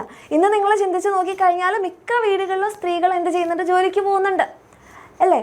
അതിനൊന്നും ഒരു പ്രശ്നവും ഇല്ലാത്തൊരവസ്ഥയിലേക്ക് നമുക്ക് എത്താൻ പറ്റിയിട്ടുണ്ട്. അപ്പോൾ ഇനി അങ്ങോട്ട് പോകുന്തോറും എന്താണ്, അതിൽ കുറേ മാറ്റങ്ങൾ വരും. അപ്പോൾ ഇങ്ങനത്തെ മാറ്റങ്ങൾ, അതായത് ജെൻഡർ ഇക്വാലിറ്റി, അതായത് സ്ത്രീയും പുരുഷനും എന്താണ്, തുല്യരാണ്, രണ്ടു പേർക്കും ഈക്വൽ ആയിട്ടുള്ള കാര്യങ്ങൾ കിട്ടണം. അപ്പോൾ പുരുഷന്മാർക്ക് വിദ്യാഭ്യാസം കിട്ടുന്നുണ്ടെങ്കിൽ അത് സ്ത്രീകൾക്കും അവരുടെ അവകാശമാണ്. അതായത് പുരുഷന്മാർക്ക് ജോലിക്ക് പോവുക, അവർക്ക് പഠിക്കുക, സ്ത്രീകൾക്ക് അതൊന്നും ഇല്ലാതിരിക്കുക, അങ്ങനെ ഒരു സംഭവം ഇപ്പോൾ ഇല്ല. ഓക്കെ, എന്നാലും നമ്മൾ കുറച്ചുകൂടി മുന്നോട്ടേക്ക് വരാനുണ്ട്. അപ്പോൾ ജെൻഡർ ഇക്വാലിറ്റി അല്ലെങ്കിൽ ലിംഗസമത്വം എന്ന് പറയുന്ന ഒരു കാര്യം നമ്മുടെ സമൂഹത്തിൽ ഉണ്ടെങ്കിൽ മാത്രമേ നമുക്ക് എന്ത് ചെയ്യാൻ പറ്റുള്ളൂ? ഈ പറയുന്ന പ്രശ്നങ്ങൾ, നമ്മുടെ സൊസൈറ്റിയിൽ കുറേ പ്രശ്നങ്ങളുണ്ട് അല്ലേ, ആ പ്രശ്നങ്ങളൊക്കെ നമുക്കൊരു പരിധി വരെ കുറയ്ക്കാൻ പറ്റണമെങ്കിൽ ഈ ലിംഗസമത്വം അല്ലെങ്കിൽ ജെൻഡർ ഇക്വാലിറ്റി വരണം. അപ്പോൾ അതിന് നമുക്ക് എന്തൊക്കെ കാര്യങ്ങൾ ചെയ്യാൻ പറ്റും? ഈക്വൽ ഓപ്പർച്യൂണിറ്റി, അതായത് സ്ത്രീകൾക്കായാലും പുരുഷന്മാർക്കായാലും തുല്യമായിട്ടുള്ള എന്ത് കൊടുക്കണം? സാഹചര്യങ്ങൾ, അല്ലെങ്കിൽ അവർക്ക് അവസരങ്ങൾ, ഓപ്പർച്യൂണിറ്റീസ് കൊടുക്കണം. Then leadership. ഇപ്പം നേതൃത്വത്തിന് പൊതുവേ പണ്ടൊക്കെ നമ്മൾ എന്താണ്, ഇവർ നയിക്കും, ആണുങ്ങളാണ് പൊതുവെ എന്തൊരു കാര്യവും ലീഡർഷിപ്പോട് കൂടി മുന്നോട്ടേക്ക് അവരാണ് പൊതുവെ പറയുക. പക്ഷേ സ്ത്രീകൾക്കും അതിനുള്ള കഴിവുണ്ട്, അവർക്ക് അതിനുള്ള അവസരം കിട്ടാത്തത് കൊണ്ട് മാത്രമാണ് എന്ത് ചെയ്യാൻ പറ്റാത്തത്, അവർക്ക് മുന്നോട്ടേക്ക് വരാൻ പറ്റാത്തത്. അപ്പം നേതൃത്വത്തിൻ്റെ അല്ലെങ്കിൽ ലീഡർഷിപ്പിന് എന്താണ്, സ്ത്രീകൾക്കും തുല്യ അവസരം കിട്ടണം. Then decision making. അപ്പോൾ പണ്ട് കാലത്തൊക്കെ ആണെങ്കിൽ വീടുകളിൽ മെയിൻ തീരുമാനം എടുക്കുന്നത് ആരാ? ഒന്നെങ്കിൽ ഏറ്റവും ഏറ്റവും വയസ്സുള്ള ഏതെങ്കിലും ഒരു മെയിലായിരിക്കും, ഏതെങ്കിലും ആണുങ്ങളായിരിക്കും. സ്ത്രീകൾ മുന്നോട്ടേക്ക് വന്നിട്ടില്ല, അല്ലെങ്കിൽ സ്ത്രീകൾ തീരുമാനമെടുക്കുന്ന വീടുകൾ പൊതുവേ കുറവായിരുന്നു അല്ലേ. പക്ഷേ ഇപ്പോൾ എന്ന് വെച്ചിട്ടുണ്ടെങ്കിൽ അങ്ങനെയല്ല. ഇപ്പോൾ എന്താണ്, കുറച്ചുകൂടെ ഒരു വീട്ടിൽ എന്തെങ്കിലും ഒരു തീരുമാനം എടുക്കുമ്പോൾ അച്ഛനും അമ്മയും കൂടെ ആലോചിച്ച്, അല്ലെങ്കിൽ ഈവൻ നമ്മുടെ പോലും അഭിപ്രായങ്ങൾ ചോദിച്ചിട്ടാണ് ഇപ്പോൾ എന്ത് നടക്കുന്നത്, തീരുമാനങ്ങൾ എടുക്കുന്നത്. പക്ഷേ പണ്ട് അങ്ങനെ ആയിരുന്നില്ല. ദെൻ പൊസിഷൻസ്, അതായത് പൊസിഷൻസ് എന്ന് പറയുമ്പോൾ സ്ഥാനമാനങ്ങൾ പൊതുവെ എന്താണ്, പുരുഷന്മാർക്ക് എപ്പോഴും മുകളിൽ കിട്ടും, സ്ത്രീകൾ എപ്പോഴും താഴെ എന്നുള്ളൊരു ലെവലിലായിരുന്നു പണ്ട്. പക്ഷേ ഇപ്പോൾ എന്താണ്, അതിന് മാറ്റം വന്നിട്ടുണ്ട്. ഇനിയും മാറാനുണ്ട്, പക്ഷേ പണ്ടത്തിൽ നിന്ന് നല്ല വ്യത്യാസം വന്നിട്ടുണ്ട്. Opportunity travel anywhere at any time with freedom and security. അതായത് നിങ്ങൾ സിനിമകളിലൊക്കെ കൂടുതൽ കണ്ടിട്ടുണ്ടാവും. അതായത് പുരുഷന്മാർക്കൊക്കെ എന്താണ് രാത്രി കാലങ്ങളിലൊക്കെ എത്ര സമയം വേണമെങ്കിലും എവിടെ വേണമെങ്കിലും പോവാം. പക്ഷെ നമ്മളുടെ കേസിലാണെങ്കിൽ തന്നെ നിങ്ങളൊന്ന് നിങ്ങളുടെ വീടുകളിൽ ചിന്തിച്ച് നോക്കിയേ. നമ്മൾ ഒരു സമയം കഴിഞ്ഞ് കഴിഞ്ഞാൽ ഒരു 10 മണിക്ക് പുറത്തിങ്ങനെ കറങ്ങി നടക്കുക എന്നുള്ളത് നമ്മുടെ വീടുകളിൽ ഇപ്പോഴും ചിലപ്പോൾ സമ്മതിക്കുന്ന ഒരു കാര്യം ആയിരിക്കില്ല അല്ലേ? ഒന്ന് ആലോചിച്ച് നോക്കൂ. അത് സംഭവം ഇക്വാലിറ്റിയുടെ ആയിരിക്കില്ല. നമ്മുടെ അച്ഛനും അമ്മയ്ക്കൊക്കെ നമ്മളെക്കുറിച്ച് ആലോചിച്ചുള്ള പേടി കൊണ്ടായിരിക്കും. കാരണം നമ്മുടെ സമൂഹം അത്രയും വൃത്തികെട്ട ഒരു ഗ്രൂപ്പ് ഓഫ് ആൾക്കാരുള്ളത് കൊണ്ട് തന്നെ സെക്യൂരിറ്റി എന്ന് പറയുന്ന ഒരു സംഭവം ആലോചിച്ചിട്ടായിരിക്കും അല്ലേ? അപ്പം പുരുഷന്മാർക്കാണെങ്കിൽ ഏത് സമയത്തും എപ്പോൾ വേണമെങ്കിലും എവിടെ വേണമെങ്കിലും പോകാം. പക്ഷേ പെൺകുട്ടികളെന്ന് പറഞ്ഞിട്ടുണ്ടെങ്കിൽ 6 മണി ആയാൽ വീട്ടിൽ കയറണം എന്ന് പറയുന്ന ഒരു സംഭവം പണ്ടുണ്ടായിരുന്നു അല്ലേ? ഇപ്പോഴാണെങ്കിൽ എന്താണ്, അതിൽ നിന്ന് കുറേ മാറ്റങ്ങൾ വന്നിട്ടുണ്ട്. അപ്പം നമ്മൾക്കത് കിട്ടാത്തതിനൊരു മെയിൻ കാരണം എന്ന് പറഞ്ഞിട്ടുണ്ടെങ്കിൽ സെക്യൂരിറ്റിയാണ്, സുരക്ഷ ഇല്ലാത്തത് കൊണ്ടാണ്. അപ്പോൾ നമ്മുടെ സമൂഹം എങ്ങനെ മാറണം? നമുക്ക് എപ്പോൾ എവിടെ വേണമെങ്കിലും സ്വതന്ത്രമായിട്ട് സ്വാതന്ത്ര്യത്തോടു കൂടിയിട്ട് യാത്ര ചെയ്യാനുള്ള ഒരു സുരക്ഷാ സംവിധാനം ഉണ്ടെങ്കിൽ നമുക്കത് പറ്റും. Okay, then equal right to education. ഇപ്പോൾ പണ്ടൊക്കെ ആണെങ്കിൽ ഇപ്പോൾ ഒത്തിരി പാവപ്പെട്ട കുടുംബങ്ങളൊക്കെ ആണെങ്കിൽ അവിടെ എന്താണ്, പുരുഷന്മാർ അല്ലെങ്കിൽ ആൺകുട്ടികളെ വിദ്യാഭ്യാസം സ്കൂളിൽ പറഞ്ഞയക്കും. സ്ത്രീകൾ വീട്ടിലെ പണി ചെയ്താൽ മതി, അല്ലെങ്കിൽ പെൺകുട്ടികളാണെങ്കിൽ വീട്ടുപണിക്ക് ചെയ്താൽ മതി, ആൺകുട്ടികളെ പഠിക്കാൻ വിടും, അങ്ങനെയായിരുന്നു. പക്ഷെ ഇപ്പം അങ്ങനെയല്ല. അപ്പോൾ അതിൽ മാറ്റം വരണം. എഡ്യൂക്കേഷൻ എന്ന് പറഞ്ഞാൽ ബോയ്സിനും ഗേൾസിനും ഈക്വൽ ആയിട്ട് കിട്ടണം. Equal wage for equal work. അതായത് 2 പേരും സെയിം തൊഴിലാണ് ചെയ്യുന്നതെങ്കിൽ 2 പേർക്കും തുല്യ വേതനം കിട്ടണം. Then shared responsibility for men and women in family and house hold chose എന്ന് വെച്ചത് വീട്ടിലെ ജോലികൾ എല്ലാവരും തുല്യമായിട്ട് ചെയ്യണം. അപ്പോൾ പാത്രം കഴുകുക, വസ്ത്രം അലക്കുക, ഭക്ഷണം പാകം ചെയ്യുക, ഇത് സ്ത്രീകളും, അല്ലെങ്കിൽ മുറ്റം കിളക്കുക, കൃഷി ചെയ്യുക, ഭയങ്കര ഹാർഡ് വർക്ക് വേണ്ടിയിട്ടുള്ള അല്ലെങ്കിൽ ഫിസിക്കൽ വർക്ക് വേണ്ടിയിട്ടുള്ളത് പുരുഷന്മാരാണ്. അങ്ങനെ ഒരു സെപ്പറേഷൻ പാടില്ല. അപ്പോൾ കുക്കിംഗ് എന്ന് പറയുന്ന സ്ത്രീകളുടെ മാത്രം ജോലിയല്ല അല്ലേ? അതെന്ത് ചെയ്യണം, പുരുഷന്മാർക്കും ചെയ്യാം. അത് നമ്മൾ ഒരാളുടെ ജോലി എന്ന് പറഞ്ഞ് അങ്ങോട്ട് മാറ്റി നിർത്താതെ എല്ലാവരുടെയും പങ്കാളിത്തത്തോടു കൂടി ചെയ്യണം. ഇങ്ങനത്തെ കാര്യങ്ങളൊക്കെ നമ്മൾ ചെയ്യാൻ തുടങ്ങിക്കഴിഞ്ഞാൽ എന്താണ്, നമ്മുടെ സമൂഹത്തിൽ ആദ്യം ഈ മാറ്റം വരേണ്ടത് എവിടെയാണ്, നമ്മുടെ വീടുകളിലാണ്. അപ്പോൾ നിങ്ങളുടെ എല്ലാവരുടെയും വീടുകളിൽ ഇത്തരത്തിലുള്ള മാറ്റങ്ങൾ ഉണ്ടോ എന്നൊന്ന് ചെക്ക് ചെയ്യാം. നിങ്ങളുടെ വീട്ടിൽ അച്ഛൻ ഇങ്ങനത്തെ പണികൾ ചെയ്യാറുണ്ടോ, അല്ലെങ്കിൽ നിങ്ങളുടെ ചേട്ടൻ അല്ലെങ്കിൽ അനിയൻ ഇങ്ങനത്തെ പണികൾ ചെയ്യാറുണ്ടോ എന്ന് നിങ്ങൾ നോക്കുക. ഓക്കെ, അങ്ങനെ ചെയ്യുന്നില്ലെങ്കിൽ അവരോട് പറയാം, ഇത് നമ്മൾ മാത്രം ചെയ്യേണ്ട ജോലിയല്ല, ഇത് നിങ്ങളുടെയും കൂടെയാണ് അല്ല, എല്ലാവരുടെയും ആണ്. ഒരിക്കലും അങ്ങനെ സെപ്പറേറ്റ് ചെയ്യരുത് എന്നുള്ളൊരു മാറ്റം നിങ്ങൾ കൊണ്ടുവരാൻ നോക്കുക. ആ മാറ്റം നിങ്ങളുടെ വീടുകളിൽ തുടങ്ങിയാൽ മാത്രമേ നമുക്ക് പുറത്ത് പോയിട്ടത് പറയാൻ പറ്റുള്ളൂ. ഓക്കെ, സോ അത്രയും കാര്യങ്ങളൊക്കെ ചെയ്ത് കഴിഞ്ഞാൽ നമുക്ക് എന്ത് ചെയ്യാൻ വേണ്ടി പറ്റും, ഒരു മാറ്റം കൊണ്ടുവരാൻ പറ്റും. ഇനി ഇതൊരു ഇൻട്രൊഡക്ഷനാണ് നമ്മുടെ ഈ ചാപ്റ്ററിൻ്റെ. ഇനി നമ്മുടെ മെയിൻ പോർഷനിലേക്ക് വരാം. That is adolescence. അഡോളസൻസ് അല്ലെങ്കിൽ നമുക്ക് എന്ത് പറയാം, കൗമാരം എന്ന് പറയാം. കൗമാരം. അപ്പോൾ ഈ ഒരു പ്രായത്തിൽ നിങ്ങളെ തന്നെ ഒന്ന് നോക്കുക അല്ലേ? ചിലപ്പോൾ പല ആൾക്കാർക്കും എനിക്ക് ഉറപ്പാണ് ഭയങ്കര മടിയായിരിക്കും, അയ്യോ എന്നുള്ളൊരു എംബാരസ്ഡ് മൊമെൻ്റ് ആയിരിക്കും നിങ്ങളെ തന്നെ ഒന്ന് നോക്കുമ്പോൾ. അതായത് നമ്മുടെ ശരീരത്തിൽ പല മാറ്റങ്ങൾ. അപ്പോൾ മുഖത്ത് നോക്കുകയാണെങ്കിൽ ഭയങ്കര ആക്നെ വരാൻ തുടങ്ങിയിട്ടുണ്ടാവും, മുഖക്കുരു വരാൻ തുടങ്ങിയിട്ടുണ്ടാവും, അണ്ടർആംസിലൊക്കെ ആണെങ്കിൽ ഹെയർ വരാൻ തുടങ്ങിയിട്ടുണ്ട് അല്ലേ? ഇതിപ്പോൾ സംഭവം ഇതുവരെ ഇല്ലാത്ത സാധനങ്ങൾ. ദെൻ നമ്മുടെ പ്യൂബിക് ഏരിയയിൽ നമുക്ക് ഹെയർ വരാൻ തുടങ്ങിയിട്ടുണ്ടാകും. ഇപ്പോൾ ഗേൾസിനാണെങ്കിൽ മെൻസ്ട്രേഷൻ, പീരീഡ്സ് എന്ന് പറയുന്നൊരു സംഭവം എനിക്കിപ്പോഴും ഓർമ്മയുണ്ട്. എൻ്റെ ഫസ്റ്റ് ഡേ ഓഫ് പീരീഡ്സ് അല്ലെങ്കിൽ എന്താണ് സംഭവം എന്നൊരു പിടുത്തവും കിട്ടാത്ത ഒരു സംഭവം അല്ലേ? നമ്മൾ നോക്കുമ്പം ഒരു ബ്ലഡ് സ്റ്റെയിൻ നമ്മുടെ അണ്ടർവെയറിൽ. അപ്പോൾ നമുക്ക് എന്താണ്, നമുക്ക് തീരെ അക്സെപ്റ്റ് ചെയ്യാൻ പറ്റാത്തൊരു സാഹചര്യമാണ് അല്ലേ? പിന്നെ എന്താണ് നമ്മുടെ ബ്രസ്റ്റ് ഡെവലപ്മെൻറ്റ്. അപ്പോൾ നമ്മുടെ ശരീരത്തിൽ നമ്മൾ അതുവരെ അങ്ങനെ വേറെ ബ്രാസ് ഒന്നും ഇട്ടിട്ടുണ്ടാവില്ല. പിന്നെ ഒരു സമയമാകുമ്പോൾ നമ്മളോട് വീട്ടിൽ നിന്ന് പറയും, ബ്രാ വെയർ ചെയ്യണം എന്ന് പറയും. അപ്പം നമ്മൾക്ക് എന്താണ്, അയ്യോ ഞാനിത് എന്തിനാണ് ഇടുന്നത്, അങ്ങനത്തെ മൊമെൻ്റൊക്കെ നിങ്ങൾക്ക് ഉണ്ടായിട്ടുണ്ടാവും അല്ലേ? ഇനിയിപ്പോൾ ബോയ്സിലാണെങ്കിലോ അവരുടെ സെക്സ് ഓർഗൻസിൽ ഡെവലപ്മെൻറ്റ് ഉണ്ടാകും. അതുപോലെ ഇജാക്കുലേഷൻ എന്ന് പറയുന്നൊരു സംഭവം സ്റ്റാർട്ട് ചെയ്യും. അപ്പം ഒത്തിരി മാറ്റങ്ങൾ നിങ്ങൾക്ക് ഫിസിക്കലിയും സംഭവിക്കാറുണ്ട്. അതേസമയം മെൻ്റലി നിങ്ങളുടെ ഹോർമോൺസൊക്കെ ഇതുവരെ സൈലൻ്റ് ആയിരുന്ന കുറേ ഹോർമോണുകൾ അങ്ങോട്ട് പീക്കടിക്കുന്ന സമയമാണ്. അപ്പോൾ നമുക്ക് എന്താണ്, ആരെങ്കിലും എന്തെങ്കിലും പറയുമ്പോഴേക്കും നമുക്ക് ദേഷ്യം വരും അല്ല, എന്തിനോടും നമുക്ക് ഷൗട്ട് ചെയ്യാൻ വേണ്ടിയിട്ട് തോന്നും. അച്ഛനും അമ്മയും പറഞ്ഞാൽ ഇല്ല, കേൾക്കില്ല, അനുസരിക്കില്ല, ഒരു എടുത്തുചാട്ടം, ഭയങ്കര എല്ലാറ്റിനും ഒരു ധൈര്യം അല്ലേ? ഇതൊക്കെ നിങ്ങൾക്ക് തോന്നുന്ന ഒരു സമയമായിരിക്കും ഈ ഒരു പ്രായം. അപ്പോൾ ഇതൊന്നും നിങ്ങൾ വിചാരിക്കേണ്ട, ഇത് എനിക്ക് മാത്രമാണോ അല്ലേ? അച്ഛനോടും അമ്മയോടൊക്കെ ചിലപ്പോൾ ദേഷ്യപ്പെട്ട് കഴിഞ്ഞാൽ നമുക്ക് തോന്നും, ഞാൻ എന്തിനാണ് ഇപ്പം ഇങ്ങനെ പറഞ്ഞത് എന്ന് നമുക്ക് തോന്നും അല്ലേ? അപ്പോൾ അത് നിങ്ങൾ ആലോചിച്ച് വിഷമിക്കേണ്ട, അത് നിങ്ങളുടെ ഈ പ്രായത്തിൽ എല്ലാവർക്കും ഉണ്ടാകുന്ന മാറ്റങ്ങളാണ്. അപ്പോൾ ഗേൾസിനാണെങ്കിലും ബോയ്സിനാണെങ്കിലും ഇതുപോലെ അണ്ടർ ആംസിൽ ഹെയർ ഉണ്ടാവും. നിങ്ങൾക്ക് 2 പേർക്കും ആണെങ്കിലും മുഖക്കുരു ഉണ്ടാകും. ഗേൾസിനാണെങ്കിൽ ബ്രസ്റ്റ് ഡെവലപ്മെൻറ്റ്, ബോയ്സിനാണെങ്കിൽ ചെസ്റ്റൊക്കെ ബ്രോഡ് ആവാൻ തുടങ്ങും. ദെൻ ഗേൾസിനാണെങ്കിൽ പീരിയഡ്സ് സ്റ്റാർട്ട് ചെയ്യും. ബോയ്സിനാണെങ്കിൽ എന്താണ് ഈ ആക്നെ, അണ്ടർ ആംസിലെ ഹെയർ, താടി, മീശ, സൗണ്ടിലുണ്ടാവുന്ന ചേഞ്ച് അല്ലേ, അതായിരിക്കും നിങ്ങൾ പെട്ടെന്ന് നോട്ടീസ് ചെയ്തിട്ടുണ്ടാവുക. സൗണ്ടൊക്കെ ഒരു കരകരപ്പൻ സൗണ്ടൊക്കെ ആയിട്ട് മാറും അല്ലേ? പെട്ടെന്ന് ഹൈറ്റ് വെക്കും. നമ്മൾ കുഞ്ഞു മക്കളെ കണ്ടതുപോലെ ആയിരിക്കില്ല, പെട്ടെന്ന് നിങ്ങൾ നീളമൊക്കെ വെക്കും. അപ്പോൾ ഇങ്ങനെ ഒത്തിരി മാറ്റങ്ങൾ സംഭവിക്കുന്ന ഈ ഒരു പ്രായത്തിൽ നിങ്ങൾ കുറേ കാര്യങ്ങൾ അറിഞ്ഞിരിക്കണം. എന്തുകൊണ്ടാണ് നിങ്ങളുടെ ശരീരത്തിൽ ഈ മാറ്റങ്ങൾ, ഇതൊക്കെ എന്തിനു വേണ്ടിയിട്ടാണ് അല്ലേ? ഇതൊന്നും തെറ്റായിട്ടുള്ളതോ കുറ്റമായിട്ടുള്ളതോ പ്രശ്നങ്ങളല്ല. ഇത് നിങ്ങൾ അറിഞ്ഞെങ്കിൽ മാത്രമേ, നമ്മളിത് അറിഞ്ഞിട്ടില്ലെങ്കിൽ എന്താണെന്ന് വെച്ചാൽ നിങ്ങളുടെ ഈ പ്രായത്തിൽ നിങ്ങൾ എന്താണെന്ന് അറിയാനുള്ളൊരു ക്യൂരിയോസിറ്റിയിലായിരിക്കും. അപ്പോൾ നമ്മൾ സോഷ്യൽ മീഡിയ വഴിയൊക്കെ ഇങ്ങനെ നോക്കും എന്താണ് സംഭവം. അപ്പം നമുക്ക് ചിലപ്പോൾ കുറേ ഫേക്ക് ഇൻഫർമേഷൻസ് ആയിരിക്കും കിട്ടുക. അപ്പോൾ അത് നിങ്ങൾ വിശ്വസിച്ച് പോവുകയാണെങ്കിൽ അത് നമ്മളെ കുറേ പ്രശ്നങ്ങളിലേക്ക് എത്തിക്കും. അപ്പോൾ അങ്ങനെയൊന്നും ആവാതെ നിങ്ങളുടെ ശരീരത്തിലുള്ള മാറ്റങ്ങൾ മനസ്സിലാക്കാനും തിരിച്ചറിയാനും, നമ്മളുടെ ശരീരത്തിൽ അനാവശ്യമായിട്ട് ഒരാൾ ടച്ച് ചെയ്യുന്നത് വേണ്ട എന്ന് പറയാനും അല്ലേ? അപ്പം നമ്മൾക്ക് അറിയില്ല, നമ്മൾ വിചാരിക്കും നമ്മൾ കുഞ്ഞായിരുന്ന സമയത്ത് നമ്മളിങ്ങനെ മോളെ എന്നൊക്കെ പറഞ്ഞ അല്ലെങ്കിൽ മോനെ എന്നൊക്കെ പറഞ്ഞ് കെട്ടിപ്പിടിച്ച ആൾക്കാർ നമ്മളെ വലുതായിട്ട് നമ്മളെ കെട്ടിപ്പിടിക്കുകയാണെങ്കിൽ അത് അത്ര നല്ലതല്ല. ഓക്കെ, കാരണം നമ്മുടെ ശരീരത്തിൽ കുറേ മാറ്റങ്ങൾ സംഭവിച്ചിട്ടുണ്ട്. അപ്പോൾ നമ്മൾ വിചാരിക്കും, നമുക്ക് ചിലപ്പോൾ എന്തൊക്കെയോ ഫീലൊക്കെ തോന്നും. അപ്പോൾ നമ്മളൊക്കെ എന്നെ ചെറുതിലേ എന്നെ ഇങ്ങനെ കെട്ടിപ്പിടിച്ച് സ്നേഹിച്ച മാമനല്ലേ അല്ലേ മാമിയല്ലേ എന്നൊക്കെ നമുക്ക് തോന്നും. പക്ഷേ എന്താണ്, അപ്പോൾ നമ്മൾ അവരോട് പറയണം, വേണ്ട എന്ന് പറയാനുള്ള ആ ഒരു ധൈര്യം നിങ്ങൾക്ക് ഈ പ്രായത്തിലുണ്ടാവണം. അതിനൊരു കുഴപ്പമില്ല, ഒരു തെറ്റുമില്ല. അതാണ് നിങ്ങൾ ബേസിക്കലി അറിഞ്ഞിരിക്കേണ്ട ഫസ്റ്റ് ലെസൺ. നിങ്ങൾക്ക് പറ്റാത്തൊരു കാര്യമാണ്, നിങ്ങൾക്ക് ബുദ്ധിമുട്ടുണ്ടാക്കുന്ന ഒരു കാര്യമാണെങ്കിൽ നോ പറയേണ്ടടുത്ത് നിങ്ങൾ നോ പറയണം. ഓക്കെ, അപ്പോൾ അങ്ങനത്തെ കാര്യങ്ങളൊക്കെ നിങ്ങൾ മനസ്സിലാക്കാനും നിങ്ങളുടെ ശരീരത്തിലുണ്ടാകുന്ന മാറ്റങ്ങളൊന്നും തെറ്റല്ല എന്നുകൂടെ അറിയേണ്ട ഒരു പ്രായമാണ് നമ്മളുടെ ഈ ഒരു അഡോളസൻസ്. ഈ അഡോളസൻസ് പീരീഡിൽ ഗേൾസിനായാലും ബോയ്സിനായാലും പല പല മാറ്റങ്ങളാണ്. അപ്പോൾ ബോയ്സിനാണെങ്കിൽ എന്താണ്, സീമൻ പ്രൊഡക്ഷൻ സ്റ്റാർട്ട് ചെയ്യും. ഗേൾസിനാണെങ്കിൽ മെൻസ്ട്രേഷൻ സ്റ്റാർട്ട് ചെയ്യും.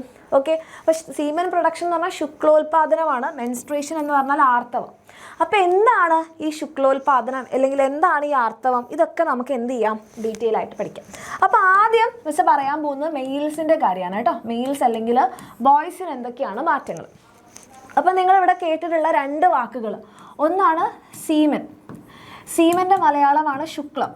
ഓക്കെ, അപ്പോൾ സീമൻ പ്രൊഡക്ഷൻ എന്ന് പറഞ്ഞാൽ ശുക്ലോത്പാദനം. അപ്പോൾ എന്താണ് ഈ സീമൻ എന്ന് ബേസിക്കലി അറിഞ്ഞിരിക്കുക. അപ്പം ഈ ഒരു പ്രായത്തിൽ നിങ്ങളുടേത് സ്പേം എന്ന് നിങ്ങൾ കേട്ടിട്ടുണ്ടാവുമല്ലോ, സ്പേം, ബീജം. ഈ സ്പേം അല്ലെങ്കിൽ ബീജം ഉൽപ്പാദിപ്പിക്കുന്ന സ്ഥലം, അപ്പോൾ ഇതാണ് സ്പേം എന്ന് കരുതുക. ഈ സ്പേം അല്ലെങ്കിൽ ബീജം ഉൽപ്പാദിപ്പിക്കുന്ന സ്ഥലമാണ് നിങ്ങളുടെ sex organs, primary sex organs, അതായത് ടെസ്റ്റീസ്.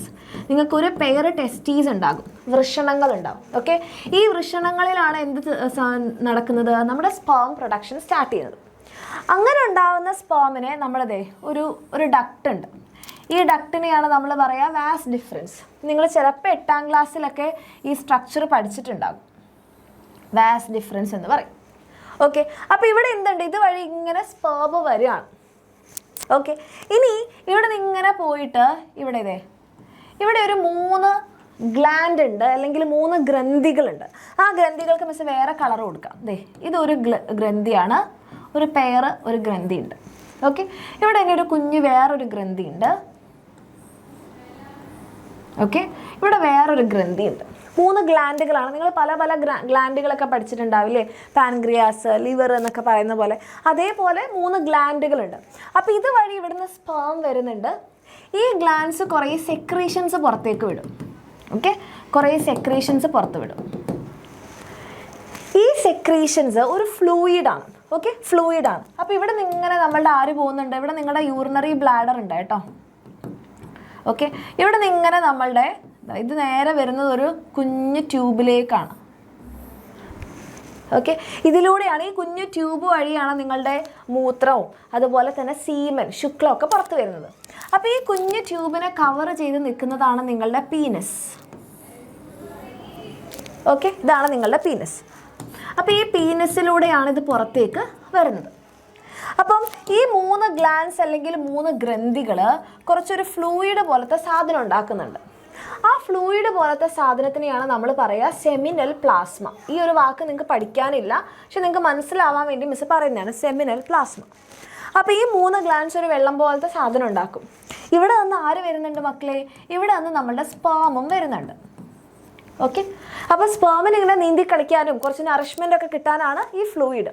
അങ്ങനെ ഈ സ്പേമും സെമിനൽ പ്ലാസ്മയും കൂടെ ഇവിടെ വെച്ച് ഇവിടെ നിന്ന് ഇങ്ങനെ നമ്മുടെ സ്പേം വരികയായിരിക്കും. ഇവിടെ നിന്ന് ഇങ്ങനെ വരുന്ന സമയത്ത് ഇവിടെ കുറച്ച് സാധനം കിട്ടും, ഇവിടെ നിന്ന് ഇങ്ങനെ വരുന്ന സമയത്ത് കുറച്ച് സാധനം കിട്ടും, ഇവിടെ നിന്ന് കുറച്ച് സാധനം കിട്ടും. അങ്ങനെ എല്ലാം കൂടെ മിക്സ് ആകുമ്പോഴാണ് നമ്മളുടെ സീമൻ അല്ലെങ്കിൽ ശുക്ലമാവുന്നത്. ഓക്കെ, അപ്പോൾ ഈ ഒരു ശുക്ലോത്പാദനം അല്ലെങ്കിൽ സീമൻ പ്രൊഡക്ഷൻ സ്റ്റാർട്ട് ചെയ്യുന്നത് നിങ്ങളുടെ ഈ ഒരു അഡോളസൻസ് പീരിയഡിലാണ്, അല്ലെങ്കിൽ ഈ പ്യൂബർട്ടിയിലാണ്. ഓക്കെ, കൗമാരപ്രായത്തിലാണ്. അപ്പോൾ ആ സമയത്ത് എന്താണ്, നമ്മുടെ ശരീരത്തിൽ പലതരത്തിലുള്ള ഹോർമോണുകൾ, മെയിനായിട്ട് മെയിൽസിൽ ഉണ്ടാകുന്ന ഹോർമോണാണ് ടെസ്റ്റോസ്റ്റിറോൺ. അപ്പോൾ ഈ ടെസ്റ്റോസ്റ്റിറോൺ എന്ന് പറയുന്ന ഹോർമോൺ ഉണ്ടാകുന്നത് കൊണ്ട് തന്നെ ഇതാണ് നമ്മളുടെ ടെസ്റ്റീസിൻ്റെ വൃഷണങ്ങളുടെ വളർച്ചയ്ക്കും അതുപോലെ തന്നെ ഇവിടെ സ്പേം ഉൽപ്പാദിപ്പിക്കാനൊക്കെ കാരണമായത്. അത് നിങ്ങളുടെ ഈ പ്യൂബർട്ടിയിലാണ് ഉണ്ടാവുക. ഓക്കെ, അപ്പോൾ ഇവിടെ എന്ത് ചെയ്യും, സ്പേം ഉൽപ്പാദിപ്പിക്കാൻ സ്റ്റാർട്ട് ചെയ്യും. ഇവർ ഈ ഗ്ലാൻസ് കുറേ സ്രവങ്ങൾ സെക്രീഷൻസ് കൊടുക്കും. അതെല്ലാം കൂടെ മിക്സ് ആയിട്ട് അവസാനം നമ്മളുടെ സീമൻ പുറത്തേക്ക് വരും. സീമൻ ഇതേപോലെയാണ് സീമൻ കാണാനുണ്ടാവുക കേട്ടോ. കുറേ ഇങ്ങനെ ഫ്ലൂയിഡ് ആയിരിക്കും. ഇതിനകത്താണ് സ്പേം ഉണ്ടാവുക. സീമൻ എന്ന് പറഞ്ഞാൽ എന്താ, ആ ഒരു ഫ്ലൂയിഡ് പ്ലസ് സ്പേം ആണ്. അപ്പോൾ ഇതിനകത്ത് സ്പേം ആക്ച്വലി ഉണ്ട്, പക്ഷെ നമുക്ക് കാണാൻ പറ്റുമോ? ഇല്ല. കാരണം സ്പേം എന്ന് പറയുന്നത് മൈക്രോസ്കോപ്പിക് ആണ്, നമുക്ക് കണ്ണുകൊണ്ട് കാണാൻ പറ്റാത്തതാണ്, മൈക്രോസ്കോപ്പിലൂടെ മാത്രമേ കാണാൻ പറ്റുള്ളൂ. അതുകൊണ്ടാണ് നിങ്ങൾക്ക് കാണാൻ പറ്റാത്തത്. ഓക്കെ, അപ്പോൾ ഈ സീമൻ എന്ത് ചെയ്യും, പീനസിലൂടെ പുറത്തേക്ക് വരും. അങ്ങനെ ഈ സീമൻ പീനസിലൂടെ പുറത്തേക്ക് വരുന്ന ആ ഒരു പ്രോസസ്സിനെയാണ് നമ്മൾ എന്ത് പറയുക, ഇജാക്കുലേഷൻ എന്ന് പറയാം. Ejaculation, ready? ഇജാക്കുലേഷൻ അല്ലെങ്കിൽ ശുക്ലവിസർജനം എന്ന് പറയും. റെഡിയാണോ? അപ്പോൾ ഈ കാര്യങ്ങളൊക്കെ എപ്പോഴാണ് സംഭവിക്കുന്നത്, നിങ്ങളുടെ ഈ ഒരു പ്രായത്തിൽ, നിങ്ങളുടെ ഈ ഒരു പ്യൂബർട്ടി പീരിയഡിലാണ് സംഭവിക്കുന്നത്. അപ്പോൾ നമ്മുടെ സെക്സ് ഓർഗൻസിന് ഗ്രോത്ത് നടക്കും, സീമൻ ഉൽപ്പാദനം, സീമൻ പ്രൊഡക്ഷൻ നടക്കും, ഇജാക്കുലേഷൻ സംഭവിക്കും. ഓക്കെ, അങ്ങനെ വെറുതെ ഒന്നും ഇജാക്കുലേഷൻ നടക്കില്ല. എപ്പോഴാണ് ഈ ഇജാക്കുലേഷൻ നടക്കുക എന്ന് ചോദിച്ചാൽ, ഇപ്പോൾ നിങ്ങളുടെ സാധാരണ ഇപ്പോൾ ഇവിടെ പീനസ് ഉണ്ട്. സാധാരണ നമ്മുടെ പീനസ് ഇങ്ങനെയാണ് ഉണ്ടാവുക. ഇത് ടെസ്റ്റീസ്. ഓക്കെ, ഒരു പെയർ ടെസ്റ്റീസ് ഉണ്ട് കേട്ടോ. ഇത് നിങ്ങളുടെ പീനസ്. അപ്പോൾ സാധാരണ നിങ്ങൾ കുഞ്ഞു കുട്ടിയൊക്കെ ആയിരുന്ന സമയത്ത് നിങ്ങളുടെ പീനസ് ഇങ്ങനെയാണ് ഉണ്ടാവുക. പക്ഷേ പ്യൂബർട്ടി എത്തുന്ന സമയത്ത് ഈ പീനസിനും അതുപോലെ ടെസ്റ്റീസിനൊക്കെ ഗ്രോത്ത് ഒക്കെ സംഭവിക്കും. അതുമാത്രമല്ല, പീനസിൻ്റെ ഉള്ളിലേക്കുള്ള ബ്ലഡ് സർക്കുലേഷൻ അല്ലെങ്കിൽ രക്തോട്ടം, ഓക്കെ, രക്തോട്ടം എന്ത് ചെയ്യും, കൂടും. ആ സമയത്ത് എന്ത് ചെയ്യും, ഇപ്പം നമ്മൾക്ക് എന്തെങ്കിലുമൊക്കെ കാണുമ്പം അല്ലെങ്കിൽ നമ്മുടെ ഓപ്പോസിറ്റ് സെക്സിനെ കാണുമ്പോഴൊക്കെയാണ് എന്തുണ്ടാവുക, ഈ ഒരു പീനസിലേക്ക് നമ്മളുടെ ബ്ലഡ് സർക്കുലേഷൻ കൂടുക. അങ്ങനെ ബ്ലഡ് സർക്കുലേഷൻ കൂടുമ്പോൾ ഇങ്ങനെ ഉണ്ടായിരുന്ന പീനസ് എന്ത് ചെയ്യും, ഇങ്ങനെയാകും. ഇതിനെയാണ് നമ്മൾ പറയുക ഇറക്ഷൻ. ഓക്കെ, ഇറക്ഷൻ അല്ലെങ്കിൽ ഉദ്ധാരണം എന്ന് മലയാളത്തിൽ പറയും. ഇങ്ങനെ ഇറക്റ്റ് ആവുന്ന സമയത്താണ് എന്ത് ചെയ്യുക, സീമൻ പുറത്തേക്ക് പോവുക. ഇങ്ങനെ സീമൻ പുറത്തേക്ക് പോകുന്നതിനെയാണ് നമ്മൾ എന്ത് പറയുക, ഇജാക്കുലേഷൻ. സോ ഈ മാറ്റങ്ങളൊക്കെ എപ്പോഴാണ് നടക്കുന്നത്, നിങ്ങളുടെ ഈ ഒരു പ്യൂബർട്ടി പീരിയഡിലാണ് നടക്കുന്നത്. ഓക്കെ, അപ്പോൾ ഇത്തരത്തിലുള്ള മാറ്റങ്ങളൊക്കെ നിങ്ങൾക്ക് സംഭവിച്ചിട്ടുണ്ടാകും. അപ്പോൾ അതൊന്നും നിങ്ങൾ കണ്ട് പേടിക്കുകയോ അയ്യോ ഇതെന്താ ഇങ്ങനെയെന്നൊന്നും ആലോചിച്ചൊന്നും ടെൻഷൻ ആവുമൊന്നും വേണ്ട. ഇതൊക്കെ നിങ്ങളുടെ ശരീരത്തിനുണ്ടാകുന്ന വളർച്ചയാണ് കാണിക്കുന്നത്. ഇത് ഓരോരുത്തർക്കും ഓരോ പോലെ ആയിരിക്കും. ചില ആൾക്കാർക്ക് നേരത്തെ ഉണ്ടാകും, ചില ആൾക്കാർക്ക് കുറച്ചുകൂടി വയസ്സ് കഴിഞ്ഞിട്ടായിരിക്കും. അപ്പോൾ ചിലപ്പോൾ നിങ്ങളുടെ ഫ്രണ്ട്സിൽ ആർക്കെങ്കിലും സംഭവിച്ചിട്ടുണ്ടാകും, അയ്യോ നിങ്ങൾക്ക് സംഭവിച്ചിട്ടുണ്ടാവില്ല, എനിക്ക് എന്തെങ്കിലും കുഴപ്പമുണ്ടോ, അങ്ങനെ ഒന്നും ചിന്തിക്കേണ്ട. അത് ഓരോരുത്തർക്കും ഓരോരുത്തരുടെ ശരീര പ്രത്യേകതകൾ അനുസരിച്ചിട്ടാണ് ഉണ്ടാവുക. Okay, so erection of penis occur as the blood flow to it increases. അപ്പം നമ്മളുടെ ഈ പീനസിന് എന്താണ്, വളർച്ചയൊക്കെ സംഭവിക്കും അല്ലേ. അപ്പം ലിംഗത്തിലേക്കുള്ള രക്തപ്രവാഹം വർദ്ധിക്കുമ്പോഴാണ് എന്തുണ്ടാവുക, ലിംഗോദ്ധാരണം നടക്കുക. അപ്പം സാധാരണ പീനസ് ഇങ്ങനെ ഉണ്ടാകുന്നത്, ഇങ്ങോട്ടേക്ക് ബ്ലഡ് സർക്കുലേഷൻ കൂടുമ്പോൾ എന്താകും, ഇങ്ങനെ ഇറക്റ്റ് ആകും. Okay, at this stage ejaculation may occur. Ejaculation എന്ന് പറഞ്ഞാൽ എന്താ, സീമൻ അല്ലെ ശുക്ലം പുറത്തേക്ക് പോകുന്നതാണ്. ഓക്കെ, അത് ചിലപ്പോൾ നൈറ്റിലൊക്കെ സംഭവിക്കാറുണ്ട്. Okay, then such natural physical changes are signs of growth. അപ്പോൾ ഇതൊക്കെ എന്താണ്, ഇങ്ങനെ ഇജാക്കുലേഷൻ സംഭവിക്കുക, ഇറക്റ്റ് ആവുക, ഇതൊന്നും എന്തല്ല, ഒരു കുഴപ്പങ്ങളൊന്നും അല്ല, നമ്മുടെ ശരീരം വളരുന്നതിൻ്റെ ചില സൈൻസ് ആണ്. സോ ഇത്തരം സ്വാഭാവിക ശാരീരിക മാറ്റങ്ങൾ എന്താണ്, ശാരീരിക വളർച്ചയുടെ അടയാളങ്ങളാണ്. Each person attain puberty at different pace and speed. ചില ആൾക്കാർക്ക് പെട്ടെന്നുണ്ടാവും, ചില ആൾക്കാർക്ക് പതുക്കെ ആയിരിക്കും. പക്ഷേ അതൊന്നും എൻ്റെ മക്കൾ ചിന്തിച്ച് അയ്യോ എനിക്ക് സംഭവിച്ചില്ലല്ലോ, എനിക്ക് ഇങ്ങനെ ആയില്ലല്ലോ, അല്ലെങ്കിൽ അവർക്ക് ഇങ്ങനെ ആയല്ലോ എന്നൊന്നും ആലോചിച്ച് ടെൻഷൻ അടിക്കേണ്ട. എല്ലാവരുടെ ശരീരത്തിൽ ഉണ്ടാകുന്ന മാറ്റങ്ങളാണ്. സോ മെയിൽസിന് മെയിനായിട്ട് അല്ലെങ്കിൽ ബോയ്സിൽ മെയിനായിട്ട് ഇത്തരം മാറ്റങ്ങളാണ് പറയുന്നത്. Semen production, ejaculation, okay. അപ്പം അതുപോലെ തന്നെ നമ്മുടെ റീപ്രൊഡക്റ്റീവ് ഓർഗൻസിൻ്റെ ഗ്രോത്ത്. ഇനി നമ്മൾ ഗേൾസിലേക്ക് വരുമ്പോൾ ഗേൾസിൽ മെയിനായിട്ടുണ്ടാവുന്ന മാറ്റമാണ് മെൻസ്ട്രേഷൻ, അല്ലെ? ശാരീരിക മാറ്റങ്ങൾ അതല്ലാതെ ഉണ്ടാവുന്നുണ്ട് എന്ന് പറഞ്ഞാൽ നമ്മളുടെ ബ്രസ്റ്റ് ഡെവലപ്മെൻറ്റ്, അണ്ടർ ആംസിൽ ഹെയർ വരിക, പ്യൂബിക് ഏരിയയിൽ ഹെയർ വരിക, ഇങ്ങനത്തെ കുറേ കാര്യങ്ങൾ ഉണ്ടാവാറുണ്ട്. അത് കൂടാതെ മെയിനായിട്ടുണ്ടാവുന്ന ഒരു മാറ്റമാണ് നമ്മുടെ മെൻസ്ട്രേഷൻ. അപ്പോൾ മെൻസ്ട്രേഷൻ അല്ലെങ്കിൽ ആർത്തവം എന്താണിത്? Okay, ready. എന്താണ് മെൻസ്ട്രേഷൻ അല്ലെങ്കിൽ എന്താണ് ആർത്തവം? മക്കളെ, ഇതെന്ന് പറഞ്ഞിട്ടുണ്ടെങ്കിൽ നിങ്ങൾ മനസ്സിലാക്കുക, എല്ലാ മാസവും ഇതൊരു ശരിക്കും നമ്മൾ പറയുകയാണെങ്കിൽ ഇതിനെ മെൻസ്ട്രൽ സൈക്കിൾ എന്നാണ് പറയുക. Menstrual cycle. അപ്പോൾ എന്തുകൊണ്ടാണ് സൈക്കിൾ അല്ലെങ്കിൽ ആർത്തവ ചക്രം എന്നാണ് പറയുക? ആർത്തവ ചക്രം. ഓക്കെ, ആർത്തവ ചക്രം അല്ലെങ്കിൽ മെൻസ്ട്രൽ സൈക്കിൾ എന്നാണ് പറയുന്നത്. അപ്പോൾ സൈക്കിൾ എന്ന് പറയാൻ കാരണം ഇത് നമ്മൾ എന്താ സൈക്ലിക്കലായിട്ട് നിങ്ങൾ കാർബൺ സൈക്കിൾ, നൈട്രജൻ സൈക്കിൾ എന്നൊക്കെ പഠിച്ചിട്ടുണ്ടോ? തുടങ്ങിയ സ്ഥലത്ത് തന്നെ വീണ്ടും തിരിച്ചെത്തുന്നതാണ് സൈക്കിൾ, അല്ലേ? അപ്പം നമ്മുടെ ഈ മെൻസ്ട്രൽ സൈക്കിൾ എല്ലാ മാസവും അല്ലെങ്കിൽ 28 ഡേയ്സിൽ റിപ്പീറ്റ് ചെയ്യുന്ന സാധനമാണ്. 28 ദിവസം കഴിഞ്ഞാൽ വീണ്ടും റിപ്പീറ്റ് ചെയ്യും, ആ സെയിം സാധനം റിപ്പീറ്റ് ചെയ്യും. ഓക്കെ, അപ്പം നമ്മുടെ ഈ ഒരു 28 ദിവസമുള്ള സൈക്കിൾ നമുക്ക് എടുക്കാം. മിസ് ആ സൈക്കിൾ വരയ്ക്കുകയാണേ, ശ്രദ്ധിച്ച് മനസ്സിലാക്കണം കേട്ടോ. ഇത്രയും ഡീറ്റെയിൽ ആയിട്ട് നിങ്ങൾക്ക് ഇല്ല, കുറച്ചേ ഉള്ളൂ. അത് ഏതൊക്കെയാണെന്ന് വെച്ച് പറഞ്ഞുതരാം. അപ്പോൾ 28 ഡേയ്സ് സൈക്കിളാണ് ഇത് റിപ്പീറ്റ് ചെയ്യുക. അപ്പോൾ ആദ്യത്തെ ഒരു 5 ദിവസം നമുക്ക് എടുക്കാം. ആ 5 ദിവസം എന്ന് പറഞ്ഞാൽ മാസത്തിൽ 5 ദിവസം. അപ്പം മാസത്തിൽ 1-ാം തീയതി മുതൽ 5-ാം തീയതി വരെ അങ്ങനെ ഇല്ല. നമ്മൾക്ക് എപ്പോഴാണോ ബ്ലീഡിങ് സ്റ്റാർട്ട് ചെയ്യുന്നത് അതാണ് നമ്മളുടെ ഫസ്റ്റ് ഡേ. പിന്നെ എത്രയാണ് ഡേറ്റ്? ഇപ്പോൾ ഇന്ന് നിങ്ങൾ ഏതാണ്? ഇപ്പോൾ ഇന്ന് മിസ് ഇതിപ്പോൾ റെക്കോർഡ് ചെയ്യുന്ന സമയത്ത് 3-ാം തീയതിയാണ്. അപ്പോൾ ഇന്ന് മിസ്സിന് പീരീഡ്സ് ആവുകയാണ്, അല്ലെങ്കിൽ മിസ്സിന് മെൻസ്ട്രേഷൻ ആവുകയാണെങ്കിൽ ഇന്നാണ് മിസ്സിൻ്റെ ഫസ്റ്റ് ഡേ. ഓക്കെ, അപ്പോൾ ഇന്ന് മിസ് 3-ാം തീയതി അല്ലേ, ഇന്ന് എങ്ങനെയാണ് ഫസ്റ്റ് ആവുക? ഇന്ന് 3 അല്ലേ? അങ്ങനെയല്ല നമ്മൾ കാൽക്കുലേറ്റ് ചെയ്യുക. ഇന്ന് പീരീഡ്സ് ആവുകയാണെങ്കിൽ ഇന്നാണ് ഫസ്റ്റ് ഡേ. അങ്ങനെ ഒരു 5 ദിവസം. ഓക്കെ, 5 ദിവസം എന്താണ്? നമുക്ക് ബ്ലീഡിങ് ഉണ്ടാവുന്ന ദിവസമാണ് ബ്ലീഡിങ്. ഓക്കെ, ബ്ലീഡിങ് ഉണ്ടാവുന്ന ഈ ഒരു ഫേസിനൊരു പേരുണ്ട്. ഈ ഫേസിനെയാണ് നമ്മൾ പറയുക മെൻസ്ട്രൽ ഫേസ്. മെൻസ്ട്രൽ ഫേസ് എന്ന് പറയും. ഈ പേരൊന്നും നിങ്ങൾക്ക് പഠിക്കാനില്ല, മിസ് എക്സ്ട്രാ പറയുന്നതാണ് കേട്ടോ, നിങ്ങൾക്ക് മനസ്സിലാവാൻ വേണ്ടിയിട്ട്.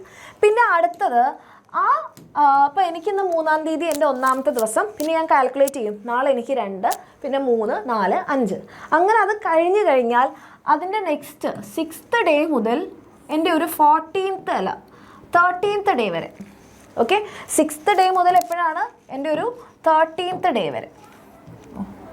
13th എന്ന് പറഞ്ഞാൽ ഡേറ്റ് അല്ല.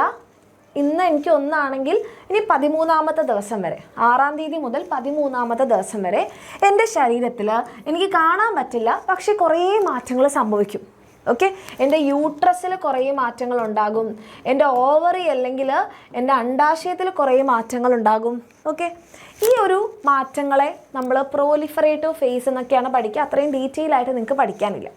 ഇനി 14ാമത്തെ ദിവസം 14th ഡേ. 14th ഡേയിലാണ് എൻ്റെ ഓവുലേഷൻ നടക്കുക. ഇതൊന്നും നമുക്ക് പുറമേ കാണാൻ പറ്റില്ല. ഓവുലേഷൻ എന്ന് പറഞ്ഞാൽ എൻ്റെ അണ്ഡാശയം അല്ലെ ഓവറിയിൽ നിന്ന് അണ്ഡം പുറത്ത് പോകുന്നതാണ്. അതൊരു ദിവസം.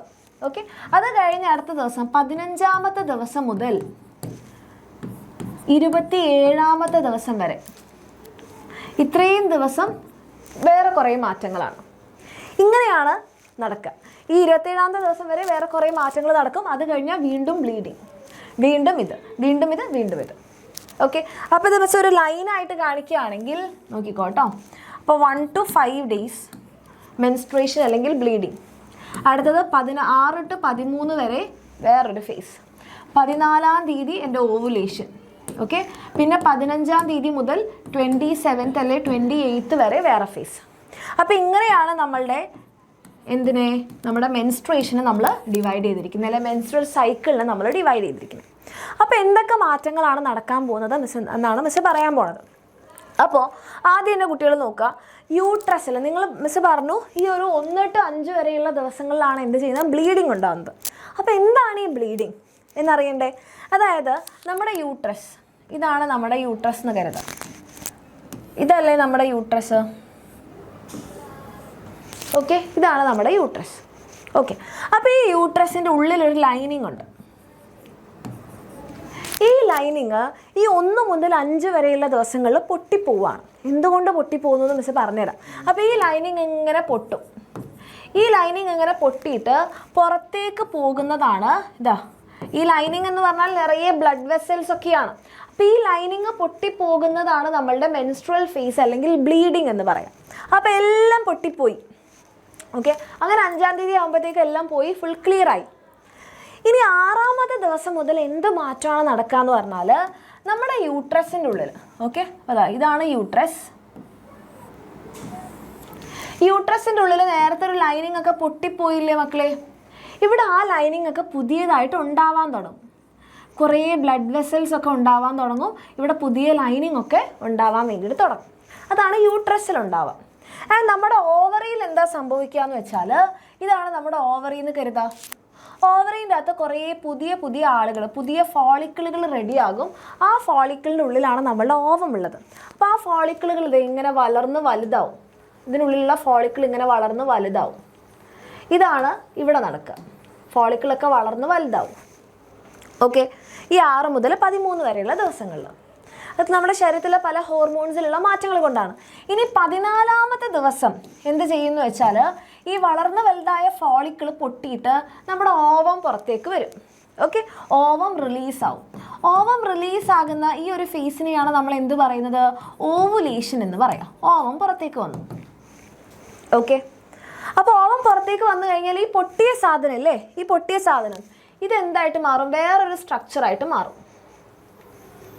ഓക്കെ, വേറൊരു സ്ട്രക്ചറായിട്ട് മാറും. ആ സ്ട്രക്ചറിൻ്റെ പേരൊന്നും നിങ്ങൾക്ക് പഠിക്കാനില്ല. അതൊരു ഹോർമോൺ ഉണ്ടാക്കും. അതാണ് പ്രൊജസ്റ്റിറോൺ. അപ്പോൾ ഈ പ്രൊജസ്റ്റിറോൺ എന്ന് പറയുന്ന ഹോർമോൺ എന്ത് ചെയ്യുന്നു വെച്ചാൽ, നമ്മുടെ യൂട്രസ് ഓൾറെഡി ഇങ്ങനെ പുതിയ ലൈനിങ് ഒക്കെ ഉണ്ടാക്കിയില്ലേ, ആ ലൈനിങ്ങിനെ കൂടുതൽ കട്ടിയുള്ളതാക്കി മാറ്റും. നമ്മുടെ യൂട്രസിനെ എന്താക്കി മാറ്റും? കൂടുതൽ കട്ടിയുള്ളതാക്കി മാറ്റും, കൂടുതൽ കട്ടിയാക്കും. ഓക്കെ, അപ്പോൾ എന്തിനു വേണ്ടിയിട്ടാണ് യൂട്രസ് ഇങ്ങനെ കട്ടിയാവുന്നതെന്ന് ചോദിച്ചാൽ, ഇവിടെ നമ്മുടെ 14ാമത്തെ ദിവസം ഓവം പുറത്തേക്ക് വന്നു. അപ്പോൾ ഓവം പുറത്തേക്ക് വന്നാൽ നമ്മുടെ ശരീരം എന്താ മനസ്സിലാക്കുന്നത്? സ്പേമും ഇപ്പോൾ വരും. അങ്ങനെ ഓവവും സ്പേമും കൂടി എന്ത് ചെയ്യും? ഫ്യൂസ് ചെയ്യും. അങ്ങനെ ഫ്യൂസ് ചെയ്ത് കഴിഞ്ഞാൽ ഇവിടെ എന്തുണ്ടാകും? സൈഗോട്ട് ഉണ്ടാകും. അപ്പോൾ ഈ സൈഗോട്ട് എവിടെയാണ് വളരുക? യൂട്രസിനകത്താണ് വളരുക. അപ്പോൾ യൂട്രസിനകത്ത് എന്ത് ചെയ്യണം? ബെഡൊക്കെ റെഡിയാക്കി കൊടുക്കണ്ടേ കുഞ്ഞിന് വളരാൻ? അതാണ് ഇവിടെ ഇങ്ങനെ കട്ടി കൂടിക്കൊണ്ടിരിക്കുന്നത്. പക്ഷേ ഇവർ 27 ദിവസം വരെ വെയിറ്റ് ചെയ്യും. പക്ഷേ നമ്മുടെ സൈഗോട്ട് അല്ലെങ്കിൽ സിക്താണ്ഡം ഉണ്ടാവില്ല. അങ്ങനെ ഉണ്ടാവാതെ ആകുമ്പോൾ അവർക്ക് സങ്കടമാവും. അങ്ങനെ 27 ദിവസം 28 ദിവസം കഴിഞ്ഞാൽ യൂട്രസിൻ്റെ ഈ ലൈനിങ് എന്ത് ചെയ്യും? വീണ്ടും പൊട്ടി പുറത്തേക്ക് വരും. അതാണ് വീണ്ടും എന്ത്? മെൻസ്ട്രേഷൻ. വീണ്ടും ഇതേ മാറ്റങ്ങൾ, വീണ്ടും ഇതേ മാറ്റങ്ങൾ, ഇതിങ്ങനെ നടന്നുകൊണ്ടിരിക്കുകയാണ്. അപ്പോൾ എന്തുകൊണ്ടാണ് ഈ യൂട്രസിൻ്റെ ലൈനിങ് ഒക്കെ പൊട്ടി പുറത്തേക്ക് വന്നത്? നമ്മുടെ സൈഗോട്ട് ഉണ്ടാവാത്തതുകൊണ്ടല്ലേ. സൈഗോട്ട് ഉണ്ടായാണെങ്കിൽ നമ്മൾ പറയും പ്രഗ്നൻ്റ് ആണ്. അപ്പോൾ ഇത് പൊട്ടുമോ? ഇല്ല.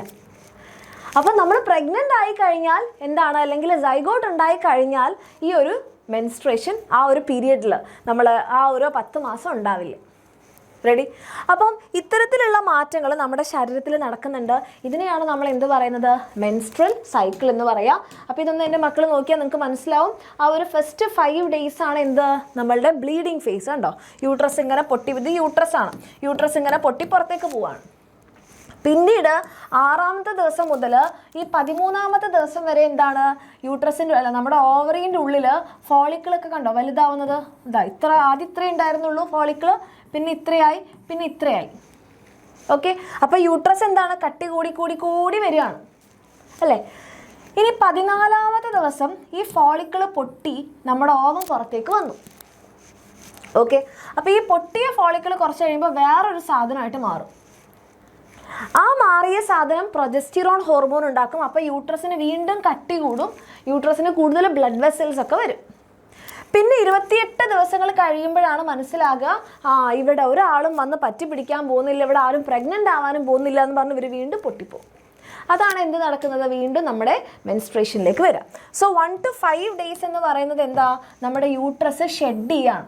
അതായത് ഷെഡ് ചെയ്യുക എന്ന് പറഞ്ഞാൽ പൊഴിഞ്ഞു പോവുക, കൊഴിഞ്ഞു പോവുക, അല്ലെങ്കിൽ പൊഴിഞ്ഞു പോവുക എന്നൊക്കെ പറയും, പൊഴിഞ്ഞു പോവുക. അതാണ് 1 to 5 days നടക്കുക. ദെൻ അടുത്ത 6 to 13 days യൂട്രസ് വീണ്ടും പുതിയ ലെയേഴ്സ്, പുതിയ പാളികളൊക്കെ ഉണ്ടാക്കാൻ വേണ്ടി തുടങ്ങും. കുറേ ബ്ലഡ് വെസൽസ്, രക്തക്കുഴലുകളൊക്കെ ഉണ്ടാക്കാൻ തുടങ്ങും. 14th ഡേയിലാണ് അണ്ടോൾ സർജനം എന്നാണ് പറയുക. അണ്ടോൾ സർജനം നമ്മുടെ ഓവം പുറത്തേക്ക് വരുന്നു.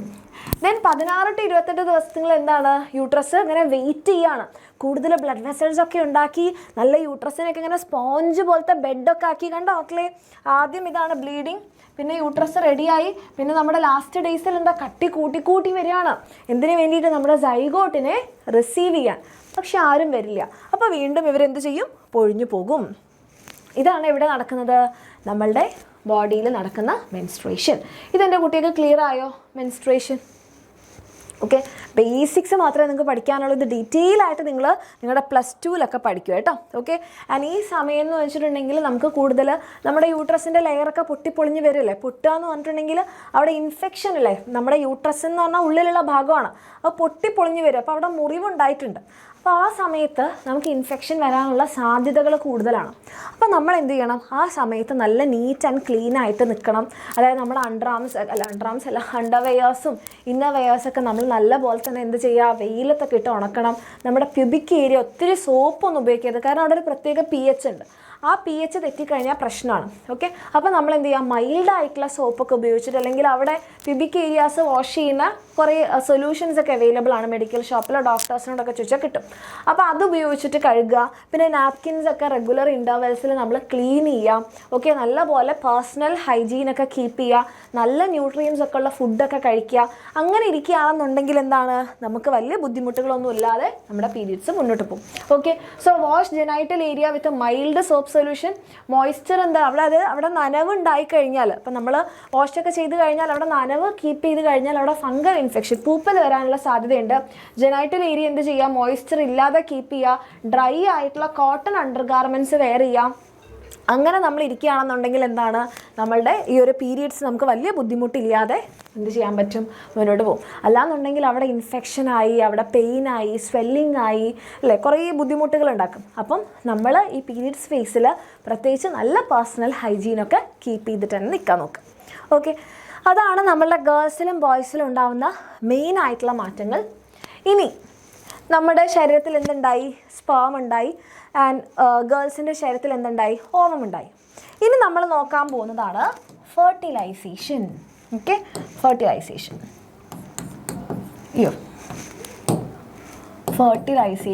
അല്ലെങ്കിൽ നമ്മൾ പറയും ബീജസംയോഗം. എന്താണ് ബീജസംയോഗം? അപ്പോൾ എവിടെ വെച്ചാണ് ഈ ബീജസംയോഗം നടക്കുക എന്താണെന്നൊക്കെ അറിയുന്നതിന് മുൻപായിട്ട് നിങ്ങൾ ഫീമെയിൽസിൻ്റെ അല്ലെങ്കിൽ സ്ത്രീകളുടെ ആ റീപ്രൊഡക്റ്റീവ് സിസ്റ്റം അതൊന്ന് അറിഞ്ഞിരിക്കണം. എന്നാലേ നിങ്ങൾക്ക് ആ വരുന്ന വഴി മനസ്സിലാവുള്ളൂ. അല്ലെങ്കിൽ വഴി അറിയാതെ നിങ്ങൾ കുടുങ്ങിപ്പോവും. ഇത് നിങ്ങൾ ചിലപ്പോൾ കുഞ്ഞു ക്ലാസ്സിൽ പഠിച്ചിട്ടുണ്ടാകും എന്നാണ് മിസ് കരുതുന്നത് കേട്ടോ.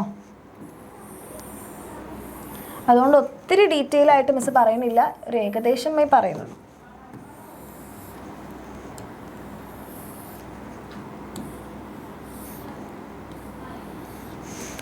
റെഡി?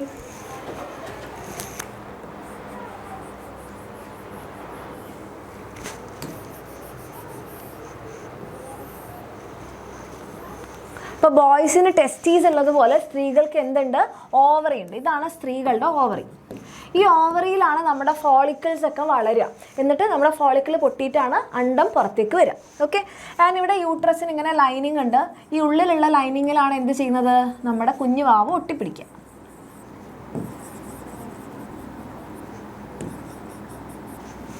ഓക്കെ, അപ്പോൾ ഇങ്ങനെയാണ് നമ്മുടെ സ്ത്രീകളുടെ ആ ഒരു പ്രത്യുൽപാദന വ്യവസ്ഥ.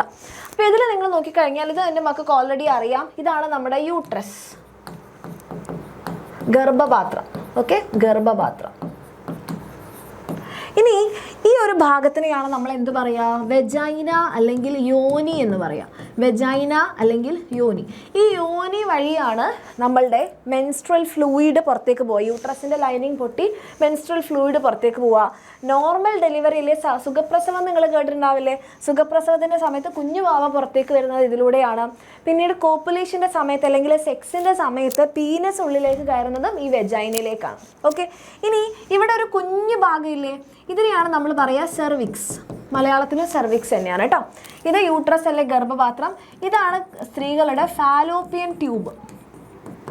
ഫാലോപ്പിയൻ ട്യൂബ് അല്ലെങ്കിൽ ഒവിഡക്ട് എന്ന് പറയും. ഒവിഡക്ട്.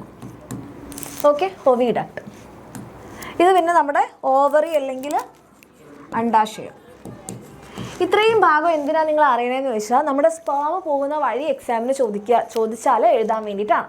അപ്പം നമ്മൾ പറഞ്ഞു നമ്മളുടെ ഇറക്ഷൻ സംഭവിക്കുക അല്ലെ, പീനസ് ഇറക്റ്റ് ആവുന്ന സമയത്ത് ആ ഇറക്റ്റായ പീനസ് എന്ത് ചെയ്യും? വെജൈനയിലേക്ക് കയറും. അങ്ങനെ വെജൈനയിലേക്ക് കയറി കഴിഞ്ഞാൽ ഇവിടെ സീമൻ റിലീസ് ആവും. സീമൻ. ഓക്കെ, അപ്പോൾ ഇത് പീനസ് ആണ്. കോപ്പുലേഷൻ്റെ സമയത്ത് എന്ത് ചെയ്യും? നമ്മുടെ പീനസ് ഉള്ളിൽ കയറുന്നു, സീമൻ ഇവിടേക്ക് റിലീസ് ആവുന്നു. ഇങ്ങനെ റിലീസായ സീമൻ എന്ന് പറഞ്ഞാൽ എന്താ? ഫ്ലൂയിഡും സ്പേമും. അപ്പം നമ്മുടെ സ്പേം ഇതാ ആദ്യം ഇവിടെ വെജൈനയിലെത്തി, പിന്നെ അത് സെർവിക്സിലെത്തി, പിന്നെ യൂട്രസിലെത്തി, പിന്നെ നമ്മുടെ ഫാലോപ്പിയൻ ട്യൂബിലൂടെ പോകും. ഓക്കെ, ഇനി ഇവിടെ ഫെർട്ടിലൈസേഷൻ നടക്കണമെങ്കിൽ അപ്പം നിങ്ങൾ ചോദിക്കും, പക്ഷെ എന്താണ് ഫെർട്ടിലൈസേഷൻ? മക്കളെ, ഫെർട്ടിലൈസേഷൻ എന്ന് പറഞ്ഞാൽ ഇത് നമ്മളുടെ ഓവമാണ് അല്ലെങ്കിൽ അണ്ടമാണ്. ഓക്കെ, ഈ ഓവവും നമ്മുടെ സ്പേമും എന്ത് ചെയ്യാണ്? ഫ്യൂസ് ചെയ്യാണ്. ഇത് രണ്ടും കൂടി ഫ്യൂസ് ചെയ്യുന്നതിനെയാണ് നമ്മൾ എന്ത് പറയുന്നത്? ഫെർട്ടിലൈസേഷൻ എന്ന് പറയാം. ഓക്കെ, അപ്പം നമ്മുടെ സ്ത്രീകളുടെ ബോഡിയിലാണെങ്കിൽ ഒരു സമയം ഓരോ ഓവമേ റെഡി ആവുള്ളൂ. പക്ഷേ പുരുഷന്മാർക്കാണെങ്കിൽ 200 to 400 മില്യൺ സ്പേംസ് ആണ് ഒരു സിംഗിൾ ഇജാക്കുലേഷനിലെ ശുക്ല വിസർജനത്തിലൂടെ പുറത്തേക്ക് പോവുക. ഓക്കെ, അപ്പോൾ ഇവിടെ നിങ്ങൾ നോക്കുക, ഇവിടെ നമ്മളുടെ സീമൻ എന്ത് ചെയ്യുന്നു? റിലീസ് ചെയ്യുന്നു. സീമൻ റിലീസ് ചെയ്യുമ്പോൾ ഇതിനകത്ത് റിലീസ് ചെയ്യുന്ന സമയത്ത് ഒരു 250 to 400 മില്യൺ ആണ്, എണ്ണമല്ല, മില്യൺ സ്പേം ഉണ്ടാകും. പക്ഷെ ഇവരിതിലൂടെ കടന്നു പോകുമ്പോൾ കുറച്ച് ആൾക്കാർ ഇങ്ങോട്ട് പോകും, പകുതി ആൾക്കാർ നഷ്ടപ്പെട്ടു. ആൻഡ് ഇവിടെ ആ സമയത്ത് നമ്മുടെ ഓവുലേഷൻ 14ാമത്തെ ദിവസം നടന്ന് നമ്മളുടെ ഓവം ഉണ്ടെങ്കിൽ മാത്രമേ ഫെർട്ടിലൈസേഷൻ നടക്കുള്ളൂ. ഓക്കെ, എല്ലാ സമയത്തും അവിടെ ആരുണ്ടാവില്ല? ഓവം ഉണ്ടാവില്ല. കാരണം ഓവം എന്ന് പറയുന്നത് ഇപ്പോൾ 14th ഡേയിൽ റിലീസായി കഴിഞ്ഞാൽ ശരിക്കും പറഞ്ഞാൽ ഒരു ദിവസം മാത്രമേ അവിടെ എന്താവുള്ളൂ? ലിവിങ് ആയിട്ടുണ്ടാവുള്ളൂ. നിങ്ങളുടെ ടെക്സ്റ്റ് ബുക്കിൽ ഒരു 3 ദിവസം എന്ന് പറയുന്നുണ്ട്, പക്ഷെ 3 ദിവസം ഉണ്ടാവില്ല. 1 ഡേ മാത്രമേ അത് ലിവിങ് ആയിട്ടുണ്ടാവുള്ളൂ. ഒരു ദിവസം കഴിഞ്ഞാൽ അതെന്ത് ചെയ്യും? പൊട്ടിപ്പോവും. അത് ബോഡി തന്നെ അബ്സോർബ് ചെയ്യുകയാണ് ചെയ്യുക. അത്രയും ഡീറ്റെയിൽ ആയിട്ട് നിങ്ങൾക്ക് പഠിക്കാനില്ല. അപ്പോൾ ഇവിടെ ഓവുലേഷൻ 14th ഡേയിൽ ഉണ്ടായി കഴിഞ്ഞാൽ ഇവിടെ നമ്മളുടെ ഓവം നിൽക്കും. ഓക്കെ, അപ്പോൾ ആ സമയത്ത് നമ്മുടെ സ്പേം ഇവിടെ വന്നെങ്കിൽ മാത്രമേ എന്ത് ചെയ്യാൻ പറ്റുള്ളൂ? നമ്മുടെ ഓവോ സ്പേമും കൂടി ഫ്യൂസ് ചെയ്യൽ നടക്കുള്ളൂ. ഓക്കെ, അതായത് എല്ലാ സമയത്തും എന്ത് നടക്കില്ല? ഫെർട്ടിലൈസേഷൻ നടക്കില്ല. രണ്ടുപേരും ഒരേ സമയത്ത് അവിടെ കൂട്ടിമുട്ടിയെങ്കിൽ മാത്രമേ ഫെർട്ടിലൈസേഷൻ നടക്കുള്ളൂ. അപ്പോൾ ഇവിടെ മില്യൺസ് സ്പേം ഒക്കെ ഉണ്ടെങ്കിലും കുറച്ച് ആൾക്കാർ ഇവിടെ വഴിതെറ്റിപ്പോയി. ഓക്കെ, കുറച്ച് ആൾക്കാർ ഇവിടെ ആസിഡിക് എൻവയോൺമെൻ്റ് ഒക്കെ ആയിരിക്കും. അപ്പോൾ എല്ലാവരും ഒന്നും ഇവിടെ എത്തൂല. ഏറ്റവും സ്പീഡായിട്ട് ആദ്യം വരുന്ന ആൾക്കാണ് ഉള്ളിൽ കയറാൻ പറ്റുക. അപ്പോൾ ഇവിടെ എത്തുമ്പോഴേക്കും ഒരു 200 സ്പേം ഒക്കെ ബാക്കി ഉണ്ടാവുള്ളൂ, ബാക്കിയെല്ലാം നശിച്ചു പോയിട്ടുണ്ടാവും. ഓക്കെ, അപ്പോൾ നിങ്ങൾ ചോദിക്കുമ്പോൾ എന്താ ഇവിടെ പോയാൽ പ്രശ്നമില്ലേ? ഇവിടെ ഓവറി ഉണ്ടല്ലോ. അതുണ്ടാകും, പക്ഷേ സ്ത്രീകളെ സംബന്ധിച്ചിടത്തോളം ഓരോ മാസവും ഓരോ ഓവറിയാണ്. അപ്പോൾ ഈ മാസം ഈ ഓവറിയാണ് ഓവം പുറത്തേക്ക് വന്നതെങ്കിൽ അടുത്ത മാസം ഇവിടെ ആയിരിക്കും. ഓൾട്ടർനേറ്റ് ആണ്. ഏതെങ്കിലും ഒരു ഓവറിയിൽ മാത്രമേ എന്ത് നടക്കുള്ളൂ? ഓവുലേഷൻ സാധാരണഗതിയിൽ നടക്കുള്ളൂ. സോ ഓവുലേഷൻ എന്ന് പറഞ്ഞിട്ടുണ്ടെങ്കിൽ ഫെർട്ടിലൈസേഷൻ എന്ന് പറഞ്ഞിട്ടുണ്ടെങ്കിൽ എന്താണ്? നമ്മുടെ മെൻസ്ട്രുവൽ സൈക്കിളിൻ്റെ ഇടയിലാണ് നടക്കുക. കാരണം മെൻസ്ട്രുവൽ സൈക്കിളിലെ 14ാമത്തെ ദിവസമാണ് എന്ത് ചെയ്യുന്നത്? നമ്മൾക്ക് ഓവുലേഷൻ ഉണ്ടാവുന്നത്. Through sexual intercourse fertilisation takes place and the zygote is formed. അതായത് നമ്മളുടെ ഫെർട്ടിലൈസേഷൻ എന്ന് പറഞ്ഞിട്ടുണ്ടെങ്കിൽ ഇവരുടെ രണ്ടുപേരുടെയും ഫ്യൂഷനാണ്. ഇവരെപ്പോഴാണ് ഫ്യൂസ് ചെയ്യുക? സെക്ഷൽ ഇൻ്റർകോഴ്സ് നടന്നു കഴിഞ്ഞ് സ്പേമും ഓവവും ഒരേ സമയം നമ്മുടെ ഫാലോപ്പിയൻ ട്യൂബ് അല്ലെങ്കിൽ അണ്ടവാഹിനിയിൽ ഉണ്ടാവുകയാണെങ്കിൽ എന്ത് നടക്കും? അവരുടെ ഫ്യൂഷൻ നടക്കും. അങ്ങനെ സ്പേമും എഗ്ഗും ഫ്യൂസ് ചെയ്തിട്ട് നമുക്ക് ആരാകും? നമ്മുടെ സൈഗോട്ടായിട്ട് മാറും. അപ്പോൾ ഇവിടെ എൻ്റെ മക്കൾ എന്തായാലും അറിഞ്ഞിരിക്കേണ്ട ആ വഴിയാണ് കേട്ടോ. അപ്പോൾ പീനസ് സീമൻ റിലീസ് ചെയ്യുന്നു. എവിടേക്കാണ് റിലീസ് ചെയ്യുന്നത്? വെജൈനയിലേക്കാണ്. വെജൈനയിൽ നിന്ന് പിന്നെ സെർവിക്സിൽ നിന്ന് പിന്നെ നമ്മുടെ യൂട്രസിൽ നിന്ന് ഫാലോപ്പിയൻ ട്യൂബിലാണ് ആരുള്ളത്? നമ്മുടെ ഓവമുള്ളത്. ഓവവുമായിട്ട് ഫ്യൂസ് ചെയ്യുന്നു. അങ്ങനെ ഫ്യൂസ് ചെയ്ത് കഴിഞ്ഞാലാണ് നമ്മുടെ സൈഗോട്ടായിട്ട് മാറുക. So semen deposited by the penis into the vagina during sexual intercourse. ലൈംഗിക ബന്ധത്തിലൂടെ പുരുഷൻ എന്ത് ചെയ്യുന്നു? പുരുഷലിംഗം യോനി നാളത്തിലേക്ക് നിക്ഷേപിക്കുന്ന ശുക്ലത്തിൽ ഏകദേശം 400 ദശലക്ഷം പുംബീജങ്ങളുണ്ട്. എത്രയുണ്ട്? 400 മില്യൺ സ്പേംസ് ആണ് ഉണ്ടാവുക. അപ്പോൾ സെക്ഷൽ ഇൻ്റർകോഴ്സിൻ്റെ സമയത്ത് പീനസ് എവിടേക്ക് കയറി? നമ്മുടെ വെജൈനയിലേക്ക് കയറി. അങ്ങനെ വെജൈനയിൽ നിക്ഷേപിക്കുന്ന അല്ലെങ്കിൽ വെജൈനയിൽ ഡെപ്പോസിറ്റ് ചെയ്യുന്ന സ്പേം ആദ്യം എവിടെയുണ്ട്? പിന്നെ അത് സെർവിക്സിലെത്തി, പിന്നെ അത് യൂട്രസിലെത്തി, പിന്നെ അത് ട്രാവൽ ചെയ്ത് എവിടെ എത്തണം? പിന്നെതാ നോക്കിക്കോട്ടോ, ആദ്യം നമ്മുടെ വെജൈന, പിന്നെ ഈ ഒരു കുഞ്ഞു ഭാഗം ഇല്ലേ, ഈ കുഞ്ഞു ഭാഗത്തിനെയാണ് സെർവിക്സ് എന്ന് പറയാം. പിന്നെ യൂട്രസ്, പിന്നെ ഇതാണ് ഫാലോപ്പിയൻ ട്യൂബ്. ഇവിടെയാണ് നമ്മുടെ അണ്ടം വെയിറ്റ് ചെയ്യുന്നത്. അപ്പോൾ ഇങ്ങോട്ടേക്ക് പോയ ആൾക്കാർക്കൊക്കെ വേസ്റ്റായി, ഒന്നും നടന്നില്ല. ഇവിടെയാണ് ആളുള്ളത്. Okay, so from the vagina they move to the uterus through cervix. Cervix വഴി അവരെവിടെ എത്തുന്നു? യൂട്രസിൽ എത്തുന്നു. ഓക്കെ, യോനി നാളത്തിൽ നിന്നും സെർവിക്സിലൂടെ അവരെവിടെ എത്തുന്നു? ഗർഭാശയത്തിൽ എത്തുന്നു. Sperm move with the help of their tail. അതായത് സ്പേമിന് എങ്ങനെയാണ് കാണാമെന്ന് വെച്ചാൽ ഇങ്ങനെ ഒരു ഹെഡ് പോർഷൻ ഉണ്ട്, പിന്നെ ഇങ്ങനെ ഒരു നടുഭാഗമുണ്ട്, പിന്നെ ഇങ്ങനെ ഒരു ടെയിൽ ഭാഗമുണ്ട്. ഓക്കെ, അപ്പോൾ ഇവിടെയാണ് അവരുടെ ന്യൂക്ലിയസ് ഉണ്ടാവുക. ആൻഡ് ഇവരെന്ത് ചെയ്യും? ഈ ടെയിൽ ഉപയോഗിച്ചാണ് ഇങ്ങനെ സ്പീഡിൽ മൂവ് ചെയ്യുക. അവർക്ക് എത്ര മൂവ് ചെയ്യാൻ പറ്റും? ഒരു മിനിറ്റിൽ 1.5 മില്ലിമീറ്റർ മൂവ് ചെയ്യാൻ വേണ്ടി പറ്റും. But only about hundreds of the sperm enter the oviduct. അതായത് മില്യൺ ആൾക്കാർ വന്നെങ്കിലും ഒവിഡക്ട് അല്ലെങ്കിൽ ഫാലോപ്പിയൻ ട്യൂബിലേക്ക് ആകെ 100-200 ആൾക്കാർക്ക് എത്താൻ പറ്റുള്ളൂ. അതേഴ്സ് ഗെറ്റ് ഡിസിൻറ്റഗ്രേറ്റഡ്, ബാക്കിയുള്ളവർ നശിച്ചു പോകും. പുംബീജങ്ങൾ അവയുടെ വാലിൻ്റെ സഹായത്താൽ ഒരു മിനിറ്റിൽ ഏകദേശം 1.5 മില്ലിമീറ്റർ ദൂരം താണ്ടും. എന്നാൽ ഇവയിൽ 100ഓളം പുംബീജങ്ങൾ മാത്രമേ അണ്ടവാഹിനിയിലേക്ക് പ്രവേശിക്കുന്നുള്ളൂ. ബാക്കിയുള്ളവർ എന്ത് ചെയ്യുന്നു? നശിക്കപ്പെട്ട് പോവുകയാണ് ചെയ്യുക. അങ്ങനെ കറക്റ്റ് സമയത്തിൽ എത്തിക്കഴിഞ്ഞാൽ, ഓക്കെ, കറക്റ്റ് സമയത്തിൽ എവിടെ എത്തിക്കഴിഞ്ഞാൽ, ഇപ്പം ഇത് നമ്മുടെ യൂട്രസ് ആണെന്ന് കരുതുക, ഇതാണ് നമ്മളുടെ ആ ഒരു അണ്ടവാഹിനി. അയ്യോ,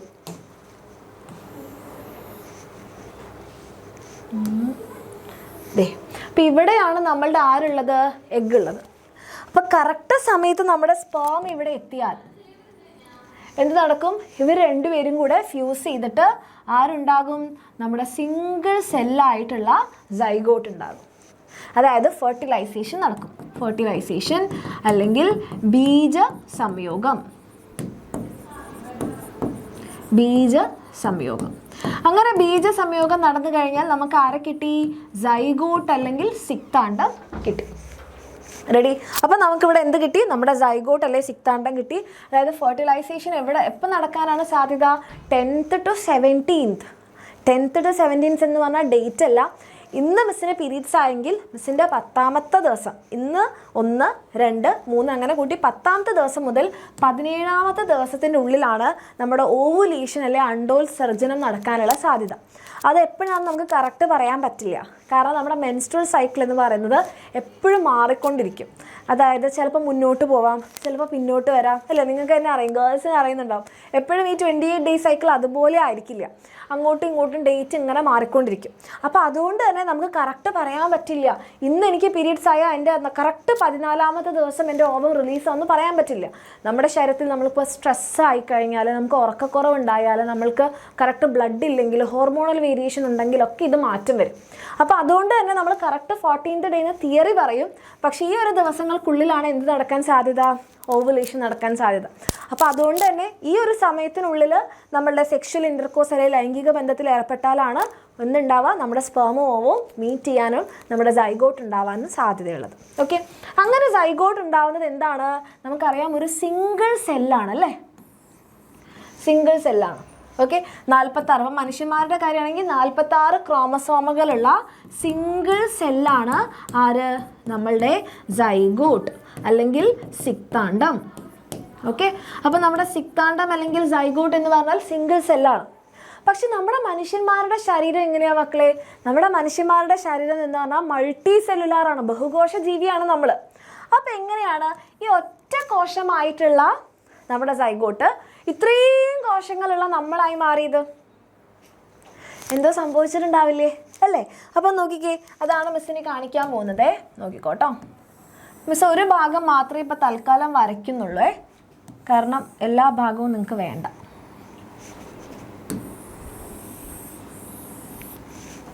ഓക്കെ, അപ്പോൾ ഇത് നമ്മുടെ യൂട്രസ് ആണ്, ഇത് യൂട്രസിൻ്റെ ലൈനിങ് ആണ്. ഓക്കെ, ഇതെന്താ ഇങ്ങനെ, നമുക്ക് ഇങ്ങനെ തന്നെ വരക്കാം. ഇത് യൂട്രസിൻ്റെ ലൈനിങ് ആണ്. അപ്പോൾ ഇവിടെയാണ് ആരുള്ളത്? നമ്മുടെ സൈഗോട്ട് ഉള്ളത്. ഓക്കെ, അപ്പോൾ ഇവിടെ സൈഗോട്ട് ഫോം ചെയ്തു അല്ലെ സിക്താണ്ഡം രൂപപ്പെട്ട് കഴിഞ്ഞാൽ ഈ സൈഗോട്ട് പിന്നെ ഇങ്ങനെ ഇതിലൂടെ വന്ന് യൂട്രസിലെത്തണം. അപ്പോൾ ഇതിങ്ങനെ യൂട്രസിലേക്ക് പോകും വഴി ഇതിനെന്ത് നടക്കും? ഡിവിഷൻ നടക്കും, വിഭജിക്കാൻ തുടങ്ങും. അതായത് ആദ്യം ഇത് രണ്ടായിട്ട് വിഭജിക്കും, 2 സെല്ലായിട്ട് മാറും. പിന്നീട് അത് എന്തായിട്ട് മാറും? പിന്നീട് അത് 4 സെല്ലായിട്ട് മാറും. ഓക്കെ, പിന്നീട് അത് എന്തായിട്ട് മാറും? 8 സെല്ലായിട്ട് മാറും. ഓക്കെ, 8 സെല്ലായിട്ട് മാറും. പിന്നീട് അത് വീണ്ടും വിഭജിക്കും. ഈ ഓരോ സെൽസും ഡിവൈഡ് ചെയ്തിട്ട് എന്തായിട്ട് മാറും? 16 സെല്ലായിട്ട് മാറും. റെഡി? പിന്നീട് അത് വീണ്ടും വിഭജിക്കും, കുറേ 32 സെല്ലായിട്ട് മാറും. റെഡി? അപ്പോൾ ഇങ്ങനെ വരുന്നോറും ഇത് ആദ്യം 1 സെല്ലായിരുന്നു, പിന്നെ 2 സെല്ലായി, പിന്നീട് അത് 4 സെല്ലായി, പിന്നീട് അത് 8 സെല്ലായി, പിന്നീട് 16 സെല്ലായി, പിന്നീട് 32 സെല്ലായിട്ട് മാറി. റെഡി? അപ്പോൾ ഇങ്ങനെ ഇവിടെ എത്തിക്കഴിഞ്ഞാൽ, ഓക്കെ മിസ് തൽക്കാലത്ത് വായിക്കണ്ടേ, ഇങ്ങനെ ഇവിടെ എത്തിക്കഴിഞ്ഞാൽ ഈ സെൽസിന് വീണ്ടും മാറ്റങ്ങൾ സംഭവിക്കും. ഓക്കെ, അപ്പോൾ ഇവിടെ നിങ്ങൾക്ക് നോക്കിക്കഴിഞ്ഞാൽ ഈ ഒരു സ്റ്റേജിന്, ഈ ഒരു 8 to 16 അല്ലെങ്കിൽ 8 to 13 2 വരെയുള്ള സെൽസിനെയാണ് നമ്മളൊരു പേര് പറയുക, അതാണ് മോറുല. മോറുല എന്താണ്? ആദ്യം നമ്മുടെ ഒരു സെല്ല്, ഒരു ന്യൂക്ലിയസ് അല്ലേ ഉള്ളൂ, ഇതെന്ത് ചെയ്യും? നിങ്ങൾ വിഭജിക്കും. ഓക്കെ, ഇത് വിഭജിച്ചിട്ട് ഒരു സെല്ല് എന്തായിട്ട് മാറും? 2 സെല്ലായിട്ട് മാറും. ഈ 2 സെല്ല് വീണ്ടും വിഭജിക്കും. ദേ ഇയാൾ പകുതിയാകും, അപ്പോൾ എന്താകും? ഇത് 2 ആവും, ഇതും 2 ആവും, അപ്പോൾ 4 ആയി. ഇനി ഈ 4 ആൾക്കാരും വിഭജിക്കും, അപ്പോൾ എന്താകും? നിങ്ങൾ നോക്കിക്കോ, ദേ ഇവിടെയും 2 എണ്ണം, ഇവിടെയും 2 എണ്ണം, ഇവിടെയും 2 എണ്ണം, ഇവിടെയും 2 എണ്ണം, അങ്ങനെ എന്തായി? 8 ആയി. ഇവർ വീണ്ടും വിഭജിക്കും. ഈ ഓരോരുത്തരും വിഭജിക്കുമ്പോൾ നോക്കിക്കോ കേട്ടോ. ഓക്കെ, ദാ ഇവിടെയുള്ളവർ 2 എണ്ണമായി, ഇവിടെയുള്ളവർ 2 എണ്ണമായി, ഇവിടെയുള്ളത് 2 എണ്ണമായി. ഓക്കെ, അപ്പോൾ ഇവിടെ തന്നെ 8 ആയി. ഇനി ഇവിടെയുള്ളവർ അതേപോലെ ആവും, ഇവിടെ 2 എണ്ണം, ഇവിടെ 2 എണ്ണം, ഇവിടെ 2 എണ്ണം, ഇവിടെ 2 എണ്ണം, അപ്പോൾ എത്രയായി? 16 ആയി അല്ലേ? അപ്പോൾ ആദ്യം 1, then 2, 4, 8, 16. പിന്നെ ഇവർ ഓരോരുത്തരും വിഭജിക്കും. അപ്പോൾ ഈ സാധനം തന്നെ എടുത്തിട്ട് നിങ്ങൾക്ക് കാണിച്ചു തരാം, നോക്കിക്കോ. ഇനി ഇവർ ഓരോരുത്തരും വിഭജിക്കുമ്പോൾ മിസ് നടുവിൽ ഇവർക്കൊരു വര വരയ്ക്കുകയാണേ. ഇവർ വിഭജിച്ചിട്ട് പുതിയ സെല്ലായി. ഓക്കെ, ഇനി ഇവർ വിഭജിച്ചിട്ട് പുതിയ സെല്ലായി, ഇനി ഇവർ വിഭജിച്ചിട്ട് പുതിയ സെല്ലായി, ഇവർ ഓരോരുത്തരും വിഭജിച്ചിട്ട് പുതിയ സെല്ലായി. അപ്പോൾ എത്രയായി? 32 സെല്ലായി.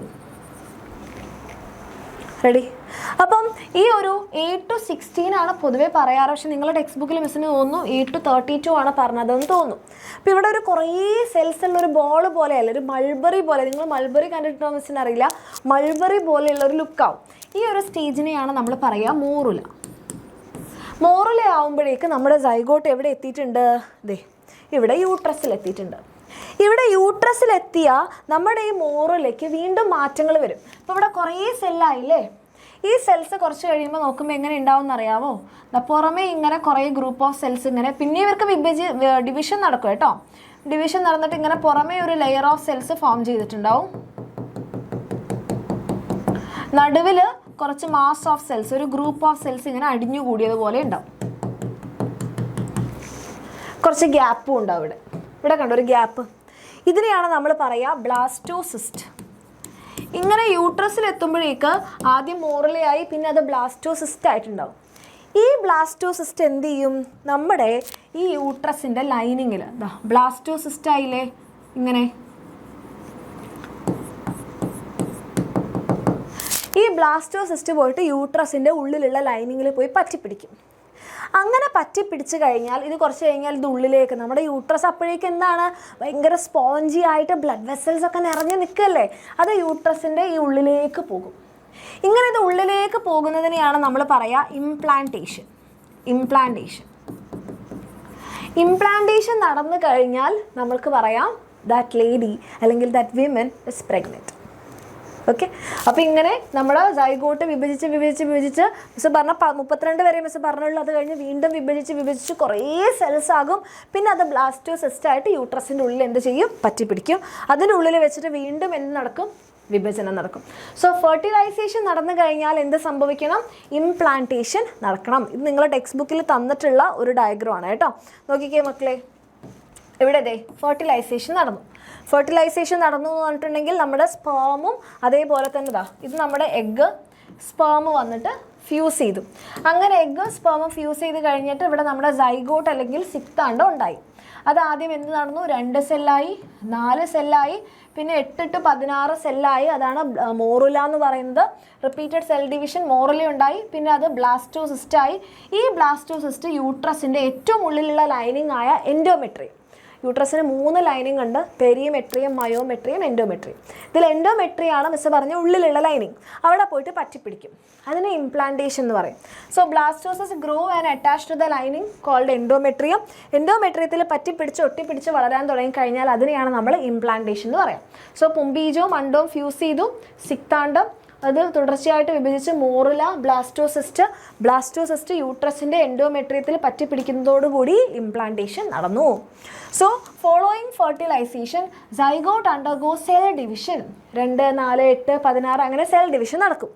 എ ക്ലസ്റ്റർ ഓഫ് സെൽ, ഒരു കൂട്ടം കോശങ്ങൾ ഫോം ചെയ്യും. അതിനെയാണ് നമ്മൾ എന്ത് പറയുക, മോറുല എന്ന് പറയും. നിങ്ങളുടെ ടെക്സ്റ്റ് ബുക്കിൽ 16 to 32 ആണ് മോറുല എന്ന് പറഞ്ഞിട്ടുള്ളത്. ആക്ച്വലി 8 to 16 ആണ് മോറുല. ഓക്കെ, നിങ്ങളുടെ ടെക്സ്റ്റ് ബുക്കിൽ പറഞ്ഞത് പഠിച്ചാൽ മതി. 16 to 32 സെൽസ് ഫോം ചെയ്യും. എപ്പം സിക്താണ്ഡം ഉണ്ടായി ഒരു 3-4 ദിവസത്തിന് ശേഷം. Morula develop into a fluid filled blastocyst. എങ്ങനെയാണ് മിസ് ബ്ലാസ്റ്റോസിസ്റ്റിനെ വരച്ചത്, ഇങ്ങനെ പുറമേ ഒരു ഗ്രൂപ്പ് ഓഫ് സെല്ലും നടുവിൽ സെല്ലും. അപ്പോൾ ഇവിടെ നിറയെ ഫ്ലൂയിഡാണ്. അപ്പോൾ ഫ്ലൂയിഡ് ഫിൽഡ് ആയിട്ടുള്ള ബ്ലാസ്റ്റോസിസ്റ്റ് ആയിട്ട് മാറും.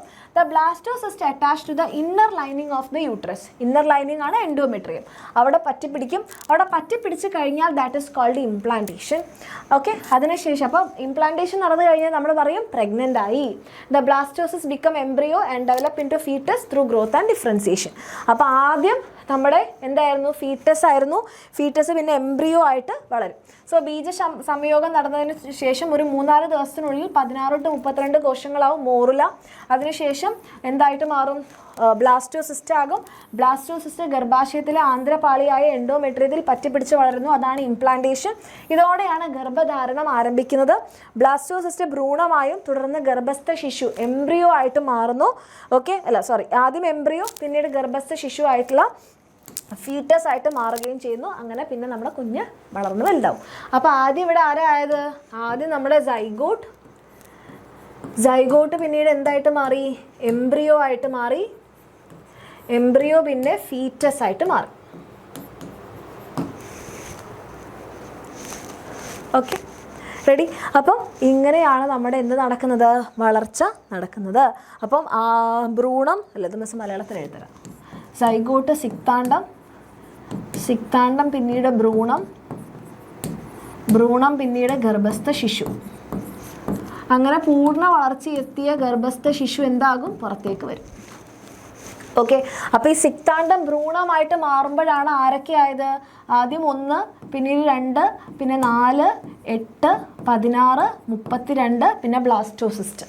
അതിനുശേഷം എന്ത് നടന്നു, ഇംപ്ലാന്റേഷൻ നടന്നിട്ട് നമ്മളെ എന്തായിട്ട് മാറി, കുറച്ച് മാസങ്ങൾ കഴിയുമ്പോൾ അതിന് നമ്മൾ ഗർഭസ്ഥ ശിശു എന്ന് പറയും. ഓക്കെ, അപ്പോൾ ഇതോട് കൂടിയിട്ട് നമ്മുടെ എന്താണ്, കുഞ്ഞിൻ്റെ ആ ഒരു ഇംപ്ലാന്റേഷൻ നടന്നു. വളർച്ച കംപ്ലീറ്റ് ആയിക്കഴിഞ്ഞാൽ 9 മാസത്തിന് ശേഷം കുഞ്ഞുവാവ് പുറത്തേക്ക് വരും. ഇത്രയും എൻ്റെ മക്കൾക്ക് ക്ലിയർ ആയോ? ഓക്കെ, കുറച്ച് ലെങ്തി വീഡിയോ ആണ് മിസ്സിന് അറിയാം. പക്ഷേ നിങ്ങളുടെ ടെക്സ്റ്റ് ബുക്കിൽ നിങ്ങൾക്ക് പറഞ്ഞിട്ടുള്ളൊരു ഭാഗം ആയതുകൊണ്ടാണ്, നിങ്ങളുടെ സ്കീം ഓഫ് വർക്കിൽ പറഞ്ഞ ഭാഗം ആയതുകൊണ്ടാണ് മിസ് ഇത് പറഞ്ഞത്. ഓക്കെ, അപ്പോൾ അതോടുകൂടിയിട്ട് നമ്മുടെ ഈ ഒരു എക്സാമിനുള്ള പോർഷൻ കഴിഞ്ഞു. റെഡി. ഇനി നിങ്ങൾക്ക് ഈ ചാപ്റ്റർ നേരത്തെ തന്നെ ഫുള്ള് പഠിക്കണമെന്ന് ആഗ്രഹം ഉണ്ടെങ്കിൽ നിങ്ങൾക്ക് നമ്മുടെ താഴെ കാണുന്ന നമ്പറിൽ മെസ്സേജ് ചെയ്യാം. നമ്മുടെ ബാച്ചിൽ അഡ്മിഷൻ എടുക്കാം. ഓക്കെ, ഫുള്ളായിട്ട് നേരത്തെ തന്നെ പഠിക്കാൻ വേണ്ടിയിട്ട് പറ്റും. ഓക്കെ, അപ്പോൾ താല്പര്യമുള്ള മക്കൾക്ക് താഴെ കാണുന്ന നമ്പറിൽ മെസ്സേജ് ചെയ്യാം. ഓക്കെ, ഇനി മിസ് നിങ്ങൾക്ക് കമൻറ്റ് ചെയ്യാൻ വേണ്ടിയിട്ട് ഒരു ക്വസ്റ്റ്യൻ വെക്കുന്നുണ്ട്. ആ ക്വസ്റ്റ്യൻ എൻ്റെ മക്കൾ എന്ത് ചെയ്യുക, കമൻറ്റ് ചെയ്യാം. റെഡി. ഓക്കെ,